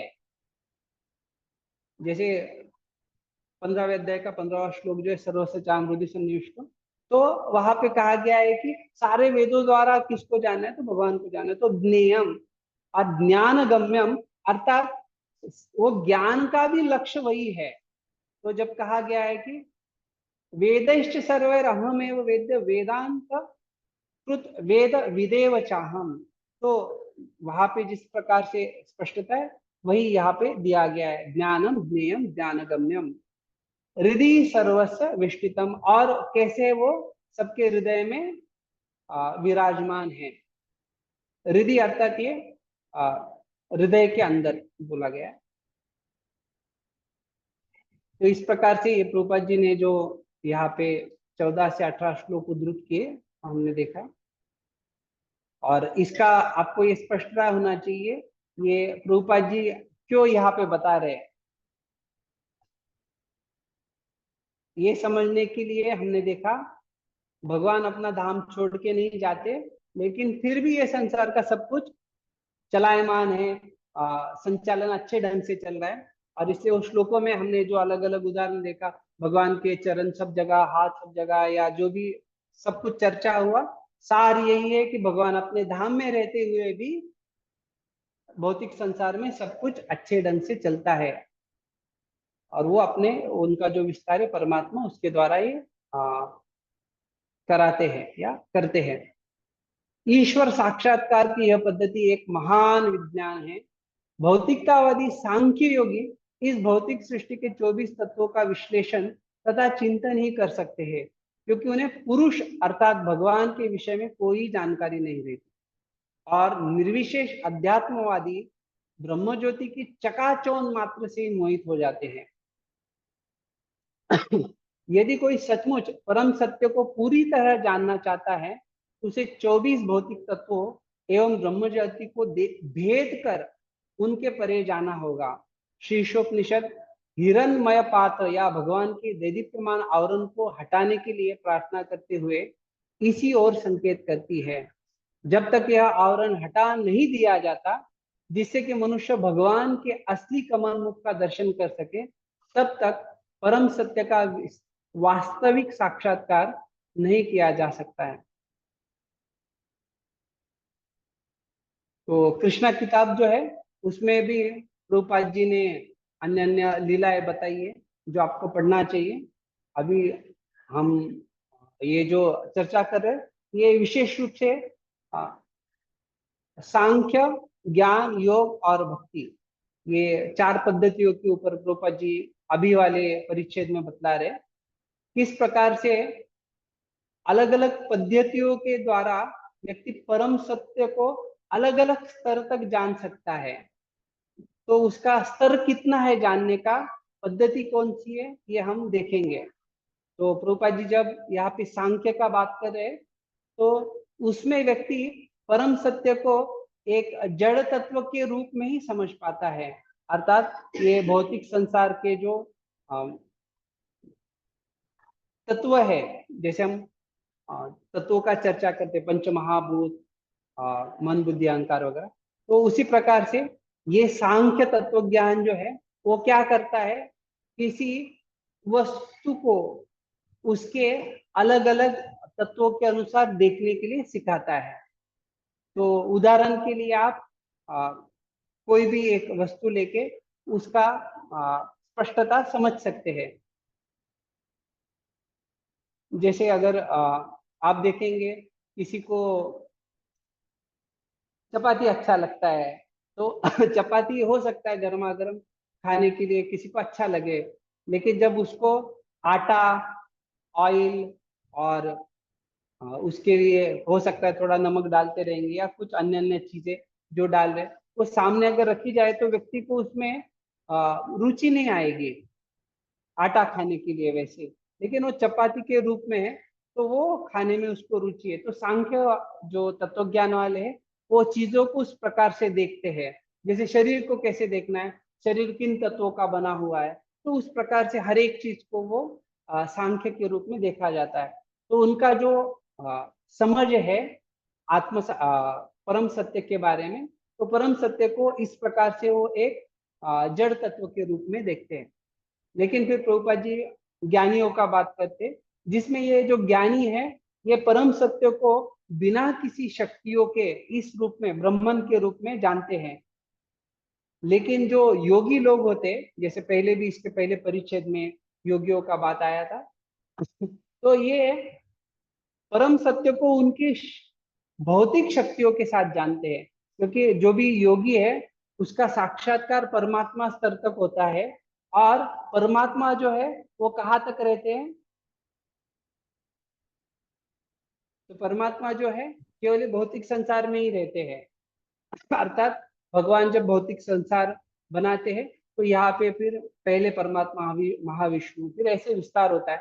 तो निश्चित रूप से ये योग मार्ग जो है वहां से व्यक्ति परमात्मा तक उसकी भगवत साक्षात्कार का उसका स्तर रहता है। लेकिन जब हम भक्ति मार्ग का बात करते हैं तो इसमें परम सत्य को व्यक्ति जो है उनके भौतिक और आध्यात्मिक शक्तियां दोनों के साथ उसको उसका साक्षात्कार होता है, और वो जो सर्वोच्च साक्षात्कार है वो भगवान स्तर का है। तो इस प्रकार से प्रभुपाद जी यहाँ पे ये परिच्छेद में 4 पद्धतियों के बारे में बता रहे हैं। तो ये सांख्य जो होता है ये विशेष रूप से एक देखा जाए तो जड़ता के बारे में है। इसमें जैसे हम ब्रह्म, परमात्मा और भगवान का पहले चर्चा किए, तो यहाँ पे तो ना ये ब्रह्म से संबंधित है, ना परमात्मा से, ना भगवान से। तो एक दृष्टिकोण से वो बहुत निम्नतम स्तर का सोच है। और उनका जो मुक्ति का धारणा होता है वो जो बौद्ध धर्म वाले लोग हैं उनके जैसा उनका मुक्ति का धारणा होता है। तो जो षड दर्शन है उन षड दर्शनों में ये परम सत्य का जो समझ है वो एक क्रमशः उच्चतम स्तर पे जाता है। तो सांख्य जो होता है उसमें जैसे हमने विश्लेषण देखा, अलग अलग तत्वों को विश्लेषण किया जाता है। लेकिन वैशेषिका जो है जिसमें ये तत्वों को भी और गहराई में उनको विभाजित करके देखा जाता है, जिससे कि व्यक्ति के अंदर विरक्ति आ जाए। और फिर कर्म मीमांसा जो तत्व ज्ञान होता है उसमें व्यक्ति अपना कार्य करता है जिससे कि वो एक आनंद के स्तर को प्राप्त कर सके। जैसे हमने कर्मकांड का चर्चा किया, लोग जो भी यज्ञ वगैरह करते हैं और उससे उनको क्या प्राप्त करना है, एतम भुंक्त्वा स्वर्गलोक, उनको उसके द्वारा स्वर्गलोक में जाना है और भोग करना है। तो ये कर्म मीमांसा होता है। और जो योग पद्धति है उसमें निश्चित रूप से व्यक्ति को ये भौतिक संसार से विरक्त होना है और उसको आध्यात्मिक सच्चाई की तरफ आगे बढ़ना है। लेकिन जब वेदांत का बात आता है तो व्यक्ति को वो पूर्णतः ब्रह्म, परमात्मा और भगवान ये तीनों के साक्षात्कार के रूप में कंप्लीट पैकेज या वो पूर्ण ज्ञान प्राप्त होता है। और जो न्याय होता है ये तर्क के बारे में है, ये बाकी जो अन्य अलग अलग पद्धति है उसमें ये उपयोगिता में आता है। तो निश्चित रूप से व्यासदेव जब ये अलग अलग पद्धतियां या षड दर्शन बताए तो उन्होंने ये दर्शनों को उनके शिष्यों को दिया। लेकिन ये जो है जैसे हमने क्रमशः इसको समझने का प्रयास किया, वैसे उनको भगवान साक्षात्कार तक जाने के लिए ये दिया गया है। लेकिन जब ये शिष्यों के द्वारा आगे उसको अपने आप में एक पद्धति जो है परम सत्य के बारे में समझा गया, तो फिर समस्या हुआ, क्योंकि वो अपने आप में वो परिपूर्ण नहीं। जैसे सांख्य है वो अपने आप में परिपूर्ण नहीं, क्यों? क्योंकि वो केवल जड़ तत्वों को ही परम सत्य मान रहा है। लेकिन जब क्रमशः जाएंगे तो वो स्पष्टता आ जाता है। व्यासदेव उतने सक्षम थे कि ये सारे ज्ञान के शाखाओं को एक साथ अपने साथ में रख पा रहे थे। लेकिन उनके शिष्यों को जब उन्होंने दिया तो उनको पता था कि ये इतना जो इस शाखा को संभाल सकते, उस प्रकार से उसको बांट दिया गया था। तो उसमें बहुत सारा अलग अलग पैल, जैमिनी, उनका सारा चर्चा आता है। वो भागवतम में वो आगे जाके आप सीख सकते। परमात्मा साक्षात्कार जो है वो भगवान का जो स्वयं का अस्तित्व है, जैसे अर्थात भगवान जो गोलोक धाम में निवास करते थे उसके बारे में वो व्यक्ति को साक्षात्कार नहीं प्राप्त होता है। तो किस प्रकार से भगवान ये भौतिक संसार में भौतिक संसार चलाते हैं और भौतिक संसार में कार्यरत रहते हैं, वो परमात्मा साक्षात्कार है। अभी जो है अगला जो परिच्छेद है उस पर इसका और स्पष्टता आएगा। परमात्मा स्वरूप पूर्ण पुरुषोत्तम भगवान के 3 स्वांश विस्तारों या विष्णु तत्वों में से एक है, जिन्हें सामूहिक तौर पर पुरुष अवतार कहा जाता है। तो आपने सुना होगा कि मनवांतरा अवतार और शक्त्यावेश अवतार, ऐसे अलग अलग जो अवतारों का चर्चा आता है उसमें ये पुरुष अवतार जो है उनका प्रभुपाद जी यहाँ बता रहे हैं। इन विष्णु तत्वों में से एक जो कि ब्रह्मांड के भीतर स्थित है, क्षीरोदक्षाई विष्णु के नाम से जाने जाते हैं। वे तीन प्रमुख देवों ब्रह्मा विष्णु तथा शिव में विष्णु है और प्रत्येक जीव में सर्वव्यापी परमात्मा है। ब्रह्मांड में दूसरे विष्णु तत्व गर्भोदक्षाई विष्णु समस्त जीवों के भीतर का सामूहिक परमात्मा है। तो अभी हमने देखा कि सर्वव्यापी परमात्मा है, अभी ये बता रहे गर्भोदक्षाई विष्णु सामूहिक परमात्मा है। तो सामूहिक परमात्मा क्या होता है? सबके हृदय में सामूहिक परमात्मा अर्थात जो जिनके नाभि कमल से क्या हो रहा है, कमल आ रहा है जिसपे ब्रह्मा जी प्रकट होते हैं। तो सामूहिक अर्थात सबके मिला के, तो हर एक का अपना जो सर्वव्यापी परमात्मा है वो हर एक के हृदय में स्थित है, उनको क्षीरोदक्षाई कहा जाता है। लेकिन सामूहिक जब कहा जाता है तो हो गए वो गर्भोदक्षाई विष्णु। इन दोनों के आगे कारणोदक्षाई विष्णु है जो कारण सागर में शयन करते हैं। वे समस्त ब्रह्मांडों के सृष्टा है, सारे ब्रह्मांड उन्हीं से सृजन होते आते हैं। योग पद्धति गंभीर जिज्ञासु को विराट सृष्टि के 24 तत्वों को लांघ कर विष्णु तत्व से भेंट करने की शिक्षा देती है। तो योग पद्धति के द्वारा अगर कोई अच्छा जिज्ञासु व्यक्ति है तो ये 24 तत्वों को लांघ कर, इसका अर्थ क्या है कि ये सारे जो 24 तत्व है ये जड़त्व से संबंधित है, ये भौतिक संसार से संबंधित है। लेकिन जैसे हम विष्णु तत्व का बात कर रहे हैं ये आध्यात्मिक है, ये स्पिरिचुअल आध्यात्मिक तत्व का बात यहाँ पे आ रहा है। तो ज्ञान योग के अभ्यास से निर्विशेष ब्रह्म ज्योति की अनुभूति करने में सहायता मिलती है, जो भगवान श्री कृष्ण के दिव्य शरीर का दैदीप्यमान तेज है। ब्रह्म ज्योति कृष्ण का तेज है।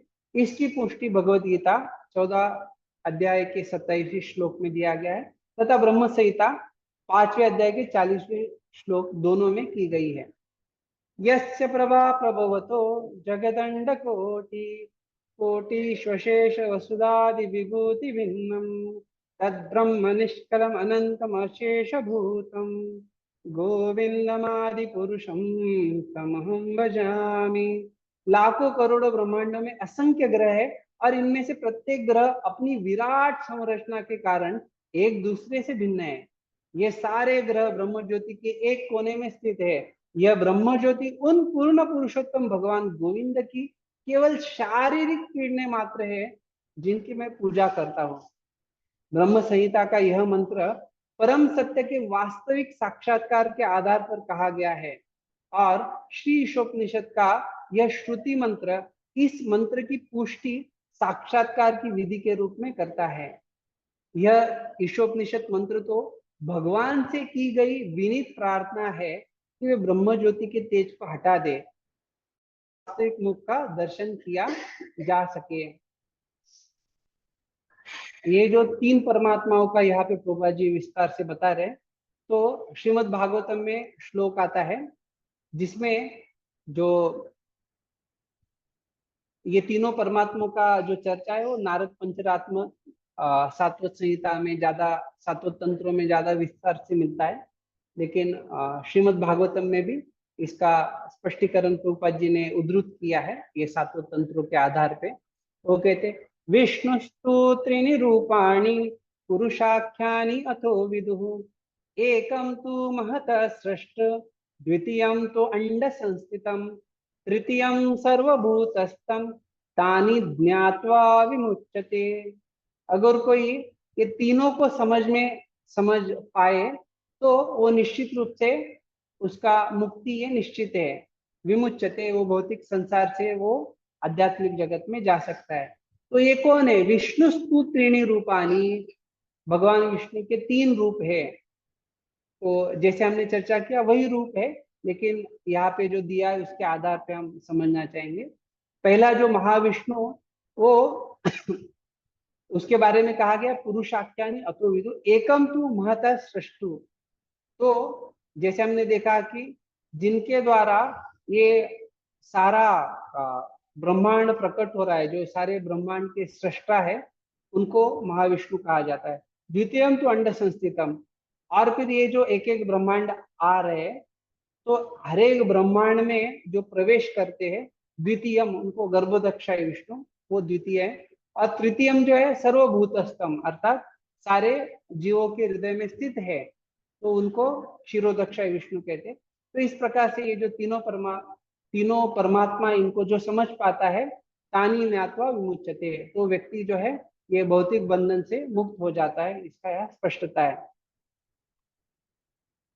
स्पष्टता से इसमें ये भी दिया गया है कैसे ये जो गर्भोदक्षाय विष्णु है, ये भौतिक संसार में जो है उतना सक्रिय रूप से कार्यरत नहीं है जितना हम देखते हैं कि क्षीरोदक्षाय विष्णु है। जब देवी देवता की कुछ समस्या आ जाती है तो वो कहाँ पे जाते हैं? क्षीर सागर जाते हैं। और क्षीर सागर जो है वहां पे कौन रहते हैं? गर्भोदक्षाय विष्णु रहते नहीं, गलत है। वहां पे क्षीरोदक्षाय विष्णु रहते हैं। गर्भोदक सागर के यहाँ गर्भोदक्षाय विष्णु होते हैं और कारणोदक सागर के यहाँ कारणोदक्षाय विष्णु होते हैं। तो ये स्पष्टता होना चाहिए। तो हम जब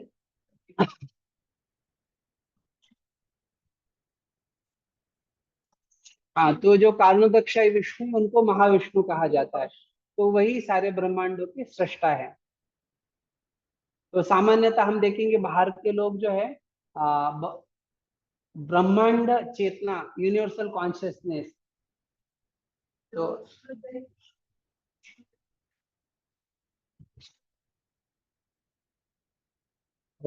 अभी एक ऐसा जिज्ञासा है, किस प्रकार से हम कहते हैं कि क्षीरोदक्षाय विष्णु जो है हर एक के हृदय में विद्यमान है, तो क्षीरोदक सागर में वहां जाके करते क्या है? तो जब ये कहा जा रहा है कि क्षीरोदक्षाय विष्णु वहां पे क्षीर सागर के यहाँ पे, तो भगवान जो परमात्मा रूप में हर एक के हृदय में है, तो क्या वहां पे क्षीरोदक सागर के यहाँ पे विद्यमान नहीं रह सकते क्या?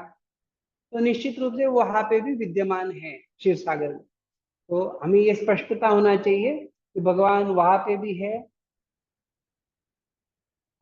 छोटे बच्चे के हृदय में भी है, बड़ों के हृदय में भी है, और सारे जीवात्माओं के हृदय में विद्यमान है।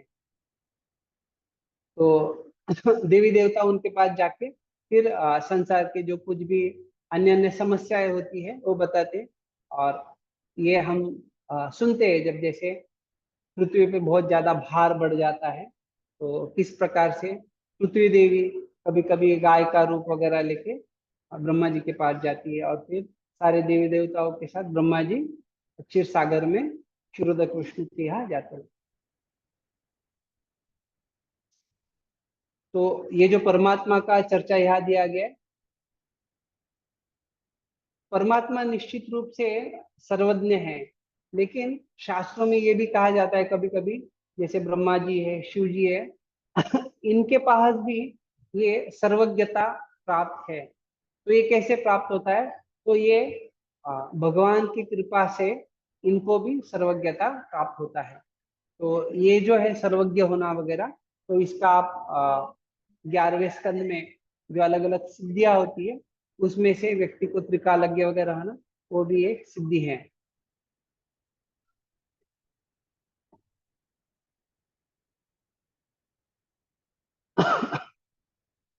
अभी आगे बतला रहे, इस ब्रह्म ज्योति के तेज का वर्णन मुंडक उपनिषद 2:10 से 12 के कुछ मंत्रों में विस्तार पूर्वक किया गया है। हिरण्मये परे कोशे विरजम ब्रह्म निष्कलम तत्शुभ्रम ज्योतिषाम ज्योतिस्तत् आत्मविदो विदुः न तत्र सूर्यो भाति न चंद्र तारकम नेमा विद्युतो भान्ति कुतोयम अग्निः तमेव भान्तम अनुभाति सर्वं तस्य भाषा सर्वमिदं विभाति ब्रह्मैवेदम् अमृतं पुरस्तात् ब्रह्म पश्चात् ब्रह्म दक्षिणतश्च उत्तरेण अधश्चोर्ध्वं च प्रसृतं ब्रह्मैवेदं विश्वमिदं वरिष्ठम्। तो समझा रहे, भौतिक आवरण के उस पार आध्यात्मिक क्षेत्र में अनंत ब्रह्म ज्योति है जो भौतिक कल्मश से सर्वथा रहित है। उस तेजस्वी श्वेत प्रकाश को अध्यात्म वेत्ता सब प्रकाशों में सर्वोत्तम प्रकाश के रूप में जानते हैं। उस क्षेत्र में प्रकाश के लिए सूर्य, यहाँ पे बता रहे, न तत्र सूर्यो भाति न चंद्र तारकम, जैसे गीता में भी श्लोक आता है 15 अध्याय में, न तद्भासयते सूर्यो न शशांको न पावका, तो उस प्रकार से यह दिया गया। प्रकाश के लिए सूर्य, चंद्र, अग्नि या विद्युत की आवश्यकता नहीं होती। निस्संदेह भौतिक जगत में जो भी प्रकाश हमें देखने को मिलता है वह उसी सर्वोपरि प्रकाश का परावर्तन मात्र है। वह ब्रह्म आगे भी है और पीछे भी है, पुरस्ताद, पश्चात, उत्तर, दक्षिण, पूर्व और पश्चिम में भी है। दक्षिणतश्च उत्तरेण अधश्चोर्धम, वो ऊपर भी है नीचे भी है। दूसरे शब्दों में वह सर्वोपरि ब्रह्म ज्योति भौतिक जगत एवं आध्यात्मिक जगत में सर्वत्र व्याप्त है। तो इसलिए कहा गया है विश्वम इदम वरिष्ठम। पूर्ण ज्ञान का अर्थ है कृष्ण को ब्रह्म ज्योति के मूल के रूप में जानना। यह ज्ञान श्रीमद् भागवत जैसे शास्त्रों से प्राप्त किया जा सकता है, जहाँ कृष्ण विज्ञान का विशद विवेचन हुआ है।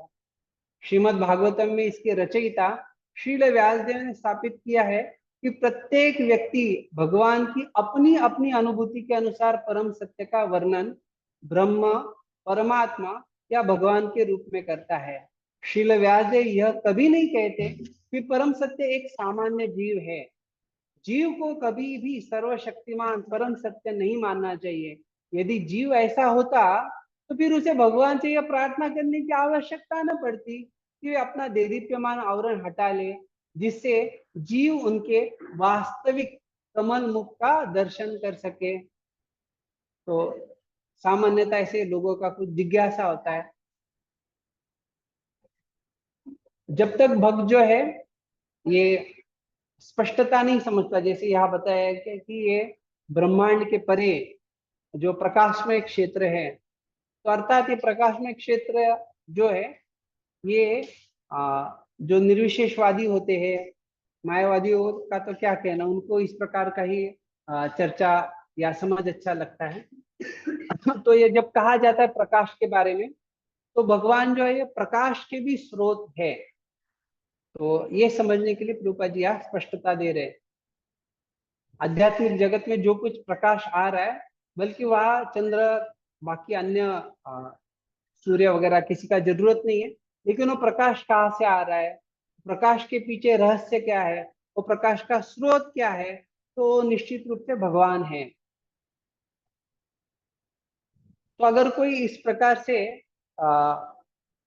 ब्रह्म साक्षात्कार के मार्ग में लगे हुए और उनको भगवान का साक्षात्कार नहीं हुआ है, तो ऐसे लोगों का उद्धार कैसे होता है?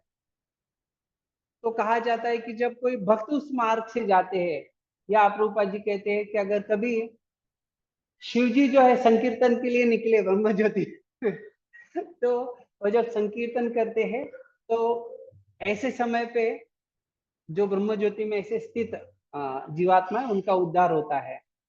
नहीं तो कहा गया है आरूप चक्रुच्छेन परम पदम तथा पतंती अधो अनादृत यश्मदांग्रयः, नहीं तो उनका जो निश्चित रूप से पतन होता है।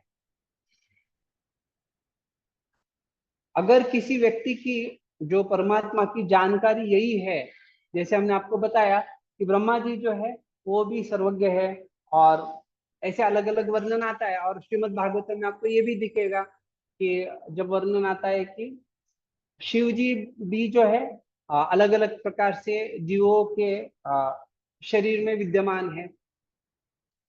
तो उसका वो जो सारा चर्चा पढ़ के अगर किसी को लगता है कि शिव जी एक परमात्मा रूप से है या वो परमात्मा है, ऐसा कोई समझता है, तो ऐसे लोग जो है ये शिव जी को प्राप्त करते हैं कैलाश में। और सदाशिव जो है वो शाश्वत रूप से आध्यात्मिक जगत में विद्यमान में है, तो उनका अपना स्थान जो है सदाशिव लोग, वो कैलाश धाम, वो शाश्वत रूप से विद्यमान है। और निश्चित रूप से उनमें सदाशिव में और भगवान विष्णु में कोई ज्यादा अंतर नहीं है। जैसे ब्रह्म संहिता में कहा गया है कैसा अंतर है, जैसे क्षीरम यथा दधि विकार विशेष योगात, अर्थात जब क्षीरम, दूध में विकार आ जाता है तो क्या बन जाता है? पानी बन, दही बन जाता है। तो दूध का दही बन गया। तो उस प्रकार से दोनों जो है एक प्रकार से दूध ही है लेकिन विकार आ गया। तो वैसे विष्णु भी है और शिव जी जो है सदाशिव, वो वहां पे विद्यमान रहते हैं। तो हमें ये स्पष्टता होना चाहिए। तो जो व्यक्ति शिव जी को परमात्मा के रूप में देखेंगे तो वहां पे उस प्रकार से उनका स्थिति प्राप्त हो जाएगा। और जो ब्रह्मवादी लोग रहते हैं तो देखा जाता है कि क्योंकि ब्रह्म ज्योति जो है ये सर्वव्यापक है और ब्रह्म ज्योति के किसी एक कोने में जो वर्णन आता है थोड़ा कुछ अंधेरा होता है, डार्क क्लाउड, कैसे अंधेरा का जो जगह है वहां पे ये भौतिक संसार है। और इसलिए ब्रह्म ज्योति में कहीं पे भी ये विद्यमान हो सकते हैं और वो वहां पे ऐसे विचरण नहीं करते। जैसे हमने जब वर्णन किया कि शिव जी जो है संकीर्तन निकाल के विचरण करेंगे, लेकिन ये जो ब्रह्मवादी जो है वो वहां पे वो स्थित हो जाते हैं। वो जस्ट उधर जो स्थिति है उसको सत चित आनंद, तो वहां पे केवल सत की स्थिति है, अर्थात वहां पे शाश्वत रूप से वो विद्यमान है।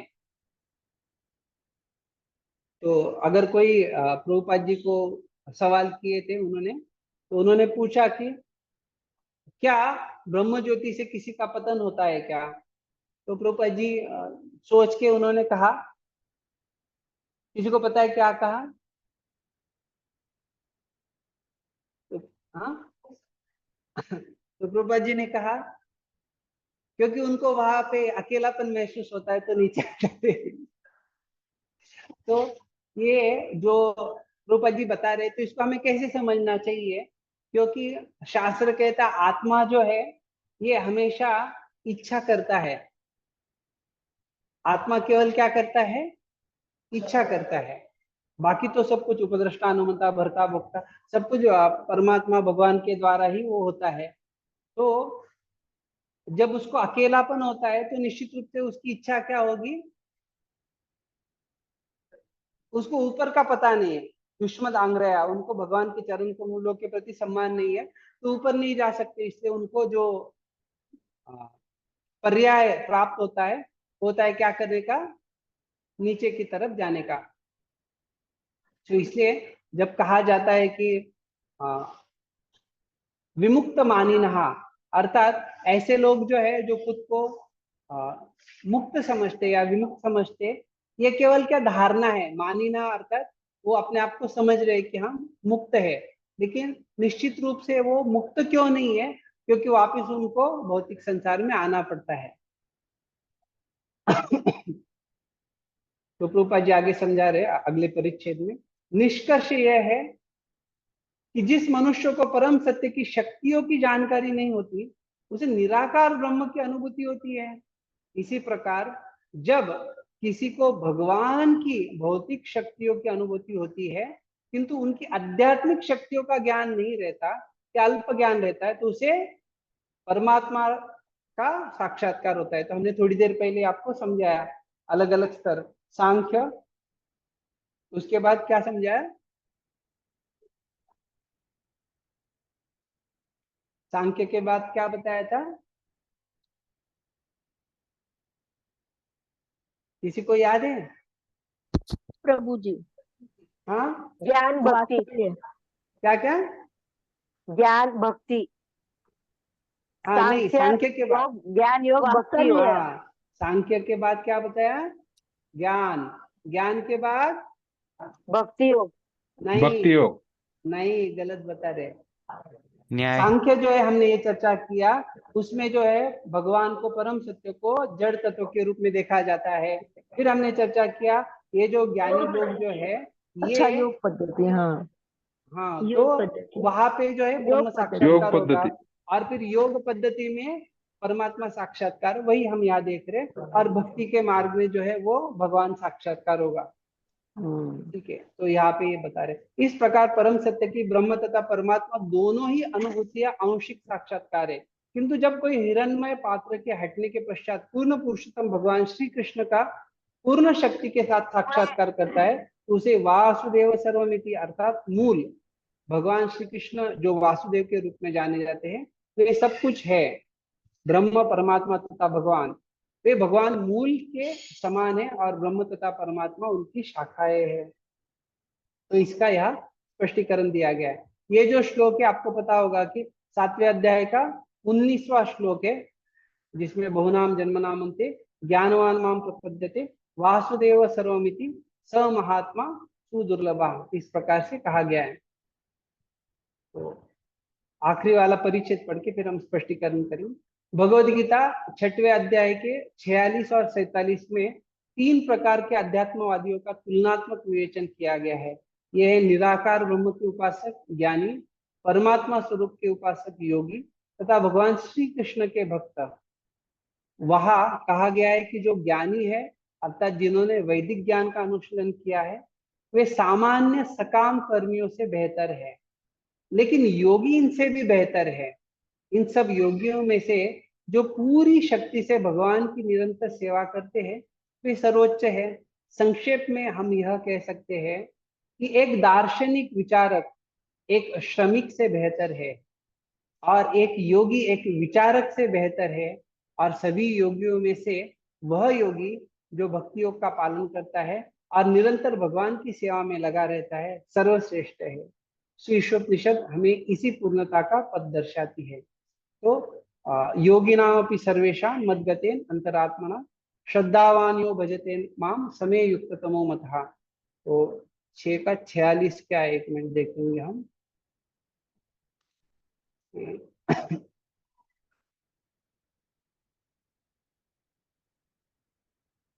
हाँ, तो 6वें अध्याय का ये जो 46वां श्लोक है उसमें बोला गया तपस्विभ्यो अधिको योगी ज्ञानीभ्योऽपि मतोऽधिकः कर्मिभ्यश्चाधिको योगी तस्मात् योगी भवार्जुन।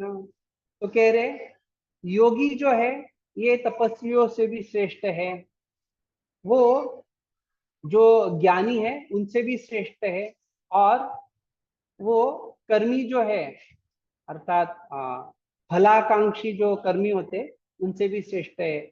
इसीलिए आप सब अवस्थाओं में योगी बनने का प्रयास कीजिए या योगी बनिए, ऐसे वो बता रहे हैं। और 47 वाला श्लोक आपको बताया योगी नाम अपनी सर्वेशाम, उसका भी अर्थ प्रभुपाद जी ने परिच्छेद में दिया है, तो इसलिए उसका हमने चर्चा करें। हमने जो सांख्य का चर्चा किया था उसके बारे में गीता में श्लोक आते हैं 7वें अध्याय में, जो 4 से 7 वाले श्लोक है, भूमि रापो नलो वायु मनो बुद्धि रेवच, वहां से लेके मत्त परतरम नान्यत, उसमें वो सांख्य का स्पष्टीकरण है और कैसे ये सारे मार्गों के द्वारा व्यक्ति को अंततः भक्ति प्राप्त करना चाहिए। तो 18वें अध्याय के 55वें श्लोक में कहा गया है भक्त्या माम अभिजानाति यावन्यश्चास्मि तत्वतः ततो माम तत्वतो ज्ञात्वा विषय। तो कहा गया है कैसे भक्ति के द्वारा ही भगवान को जाना जा सकता है।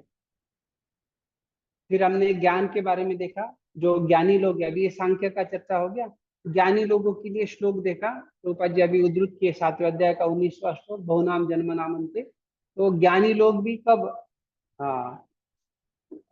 उनको भी अगर परिपूर्णता प्राप्त करना है तो परिपूर्ण तो क्या कहा गया है, वासुदेव सर्वमिति स महात्मा। अभी उनको भी क्या करना है, अनेक अनेक जन्मों के बाद जो है वो शरणागत होते भगवान को।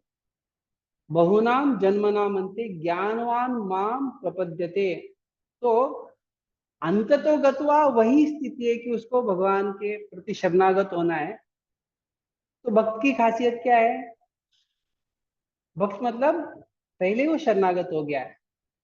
तो अनेक अनेक जन्म लेना पड़ेगा क्या, कौन बताएगा कितना जन्म लेना पड़ेगा?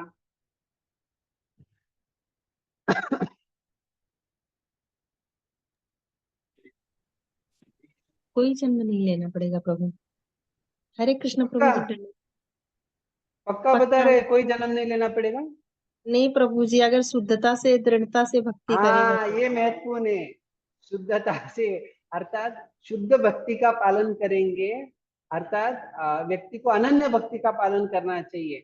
अगर वो मिश्र भक्ति है और बहुत सारी अलग अलग इच्छाएं है, उसमें ज्ञान का मिश्रण है, कर्म का मिश्रण है, ये अलग अलग मिश्रण है, तो उसके अनुसार क्या होगा, व्यक्ति को उतना समय, जब तक उससे वो शुद्ध नहीं होता तब तक जन्म लेना पड़ेगा। फिर योगियों के लिए बताया गया है, जो अभी 6वें अध्याय का 47वां श्लोक, किस प्रकार से योगी नाम अपनी सर्वेशाम, सारे योगियों में जो है सर्वश्रेष्ठ जो है भगवान का भक्ति होता है, सर्वश्रेष्ठ योगी है। और 8वें अध्याय का जो है 28वां श्लोक है, जो इस संदर्भ में बताया गया है, अर्थात योगियों के संदर्भ में। तो श्लोक कहता है, वेदेषु यज्ञेषु तपस्सु चैव दानेषु यत् पुण्यफलं प्रदिष्टम् अत्तेति तत्सर्वमिदं विदित्वा योगी परम स्थानमुपैति चाद्यम्। तो अलग अलग जो ये विधि है, ये सप्तमी बहुवचन है, वेदेषु यज्ञेषु तपस्सु, तो ये अलग अलग जो मार्ग दिए गए वेदों के द्वारा, अलग अलग यज्ञों के द्वारा, अलग अलग तपस्याओं के द्वारा, अलग अलग प्रकार के दान, ये सारा जो है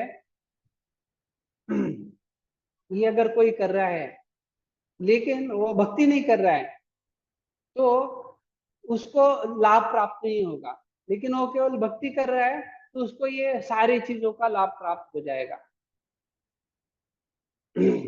अर्थात जो भक्ति करता है वो कभी भी ये बाकी अन्य जो वेद मार्ग, यज्ञ करने वाले लोग हैं, तपस्या करने वाले, आपको इससे कुछ स्पष्टता आ रहा है? जैसे हम देखते हैं कि सत्ययुग में जो लोग हैं क्या करते हैं, भगवान के ऊपर ध्यान करते हैं। त्रेता युग में जो है यज्ञ किए जाते हैं, द्वापर युग में जो है भगवान का परिचर्या, भगवान के विग्रह की आराधना होती। तो सारे जो अलग अलग मार्ग है, सारे मार्गों का फल जो है वो व्यक्ति को क्या होता है, केवल अगर वो भक्तिमय जीवन का पालन करेगा तो उसको वो सारे फल प्राप्त हो जाते हैं। तो समय तो हो गया है संस्कृत में थोड़ा। तो भगवान जो है हमेशा जीवात्मा के साथ, एक तो जब तक जीवात्मा भौतिक संसार में है तब तक वो परमात्मा के रूप में उनके साथ रहते हैं। तो अगर किसी को ये लगे कि अगर जीवात्मा ब्रह्म ज्योति में गया है, तो आप में से कौन जवाब देना चाहेंगे कि फिर कैसे, क्या भगवान उनके साथ है नहीं है, कौन बताएगा? कैसे वहां पे भी परमात्मा है? नहीं प्रभु जी। तो भगवान है क्या उनके साथ, नहीं है?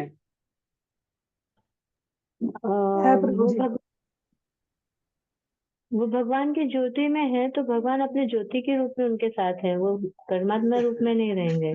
हाँ, तो निश्चित रूप से भगवान सर्वज्ञ है, भगवान सब कुछ जानते हैं, वो भौतिक जगत का हो, आध्यात्मिक जगत का, सब कुछ जानने वाले हैं। तो निश्चित रूप से जीवात्मा कहीं पे भी है तो भगवान उसकी इच्छाओं को जान सकते हैं। तो इसलिए ये समस्या नहीं कि जीवात्मा कहीं पे तो क्या भगवान उसके बारे में जानते नहीं जानते, वो नहीं है। लेकिन भगवान वहां पे ब्रह्म ज्योति में जो है नहीं है, जिस प्रकार से भौतिक जगत में परमात्मा रूप में विद्यमान है। तो वहां पे ब्रह्म ज्योति में जो है भगवान क्या है, वहां पे परमात्मा रूप में नहीं है। क्यों? क्योंकि परमात्मा जो है कहाँ तक है,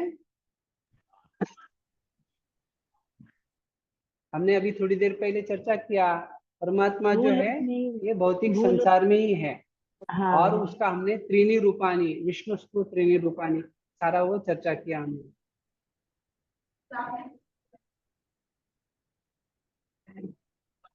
तो अगर आपका कोई सवाल है तो पूछिए, नहीं तो जो है हम अभी ये जो श्लोक का हमने चर्चा किया, 15वें श्लोक का, यहाँ पे समय हो चुका है। तो अगली कक्षा में जो है 16वां मंत्र जो है उसका चर्चा करें। हाँ, थोड़ा जोर से बोलिए। हरे कृष्ण प्रभु जी। हाँ बोलिए। हरे कृष्ण। हरे कृष्णा। दंडवत प्रणाम। प्रभु जी, प्रभु जी। हाँ बोलिए ना माता जी। हाँ, मेरा ये सवाल है प्रभु जी। कुछ लोग ऐसे ये स्कूल में दान देते हैं, अनाथ लोगों को दान देते हैं, अस्पताल खुलवाते हैं, फिर उनको कुछ पुण्य नहीं मिलता क्या? जो आप बात करें पुण्य का, वो हाँ। पुण्य जो है निश्चित रूप से पुण्य कार्य में पुण्य प्राप्त होता है और पाप कार्य में पाप प्राप्त होता है। लेकिन पाप और पुण्य जो है वो ये भौतिक संसार के लिए है। अर्थात हाँ। व्यक्ति को पुण्य करने से उसको अगर उसने किसी ब्राह्मण को 100 रुपया दिया तो उसको अगले जन्म में उसके 100 गुना 1000 गुना वो कौन व्यक्ति किसको दिया उसके अनुसार उतना ज्यादा लाभ प्राप्त होता है। तो ये समस्या नहीं कि आप जो कह रहे कि किसी ने अगर अच्छा कार्य किया तो उसको अच्छा फल प्राप्त होगा नहीं होगा। निश्चित रूप से अच्छे कार्य से क्या होगा, अच्छा फल प्राप्त होगा। लेकिन अगर कोई कहता है कि ये अच्छा जो है क्या ये भक्तिमय जीवन जैसा है क्या, बिल्कुल नहीं। भक्तिमय जीवन जो है उसकी खासियत क्या है, शुभाशुभ परित्यागी, अर्थात उसमें शुभ और अशुभ दोनों को त्याग कर देना है। वहां पे जैसे अर्जुन को भगवान बोलते हैं कि आपको युद्ध करना है, सामने बल्कि भीष्म द्रोण ऐसे लोग खड़े हैं, कुछ भौतिक नैतिकता के दृष्टिकोण से और अलग अलग दृष्टिकोण से ये बिल्कुल सही नहीं है कि वो उनको कुछ बोले, फिर शस्त्र चलाने का और उनको मार डालने का तो सवाल ही नहीं आता है। लेकिन क्योंकि भक्तिमय जीवन में भक्ति का अर्थ ही क्या है, ऋषिकेन ऋषिकेश सेवनम, अर्थात हमारी इंद्रियों के द्वारा हमें इंद्रियों के स्वामी भगवान का सेवा करना है। तो भगवान ने जो बताया उन्होंने उसका पालन किया।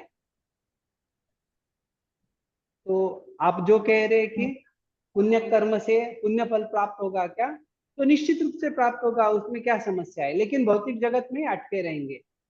तो लक्ष्य क्या है उसके ऊपर सब कुछ निर्भर करता है। हाँ हाँ प्रभु जी, आया समझ में। और किसी का कुछ जिज्ञासा है? हाँ प्रभु, मुझे कुछ सुनना है। हरे कृष्णा। मुझे बोलना है प्रभु, कल जो लिंक सेंड किया गया और मैसेज भेज दिया गया, हम लोग को तो मोबाइल उतना हम लोग देखते नहीं है प्रभु। कम से कम कक्षा में बोल देना चाहिए होगा तो कल में 20 या 1.5 घंटे तो जी थोड़ा माफ कीजिए, मैं आपका बात कुछ समझ नहीं पा रहा हूँ। वो आप कोऑर्डिनेटर जो है उनको मैसेज कीजिए। मुझे बिल्कुल भी कुछ सुनाई नहीं दे रहा है।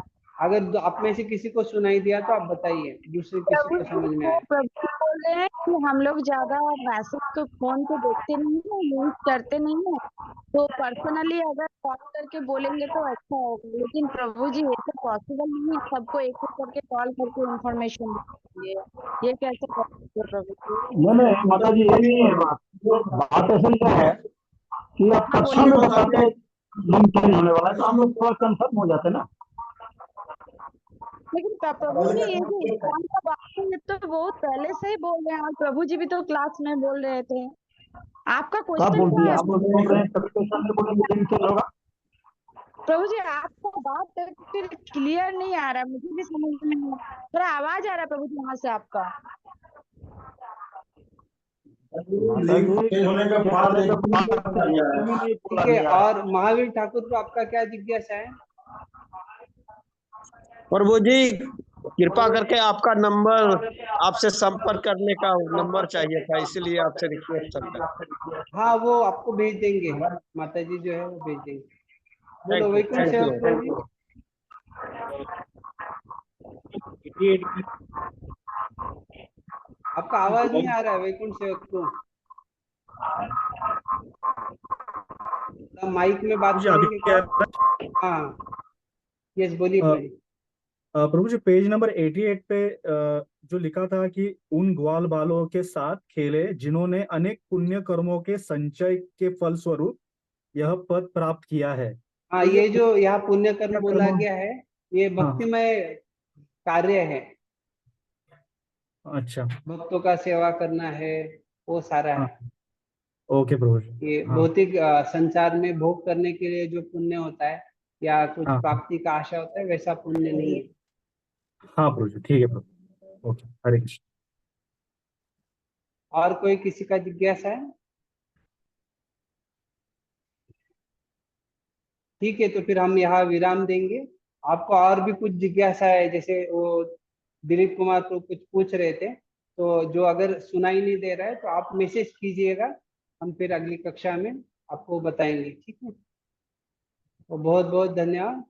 श्री ईशोपनिषद की जय, श्रील प्रभुपाद की जय। जय। वांछा कल्पतरुभ्यश्च कृपा कल्पतरुभ्यश्च कृपा सिन्धुभ्येव च सिन्धुभ्येव च पतितानां पतितानां पावनेभ्यो पावनेभ्यो वैष्णवेभ्यो वैष्णवेभ्यो नमो नमः। नमो नमः। अनंत कोटि वैष्णव कोटि वृंद की वैष्णव जय, वृंद श्री की प्रभुपाद की जय, जय। जय। जय गौर प्रेमानंदे, प्रेमानंदे हरि हरि हरि हरि बोल। हरि हरि बहुत बोल। बहुत धन्यवाद। किसी को हरे अगर कुछ कृष्णा प्रभु असुविधा जी। हुआ है तो आप जो है कोऑर्डिनेटर जो उनसे संपर्क कीजिए, हम प्रयास करेंगे आपका कुछ अगर समस्या है तो सुलझाने का। हरे हरे कृष्णा कृष्ण। प्रभु जी, दंडवत प्रणाम। प्रभु जी दंडवत प्रणाम। प्रणाम। धन्यवाद प्रणाम प्रभु जी। कृष्णा, थैंक यू प्रभु जी। प्रभु हरे जी। कृष्णा, दंडवत प्रणाम प्रभु जी।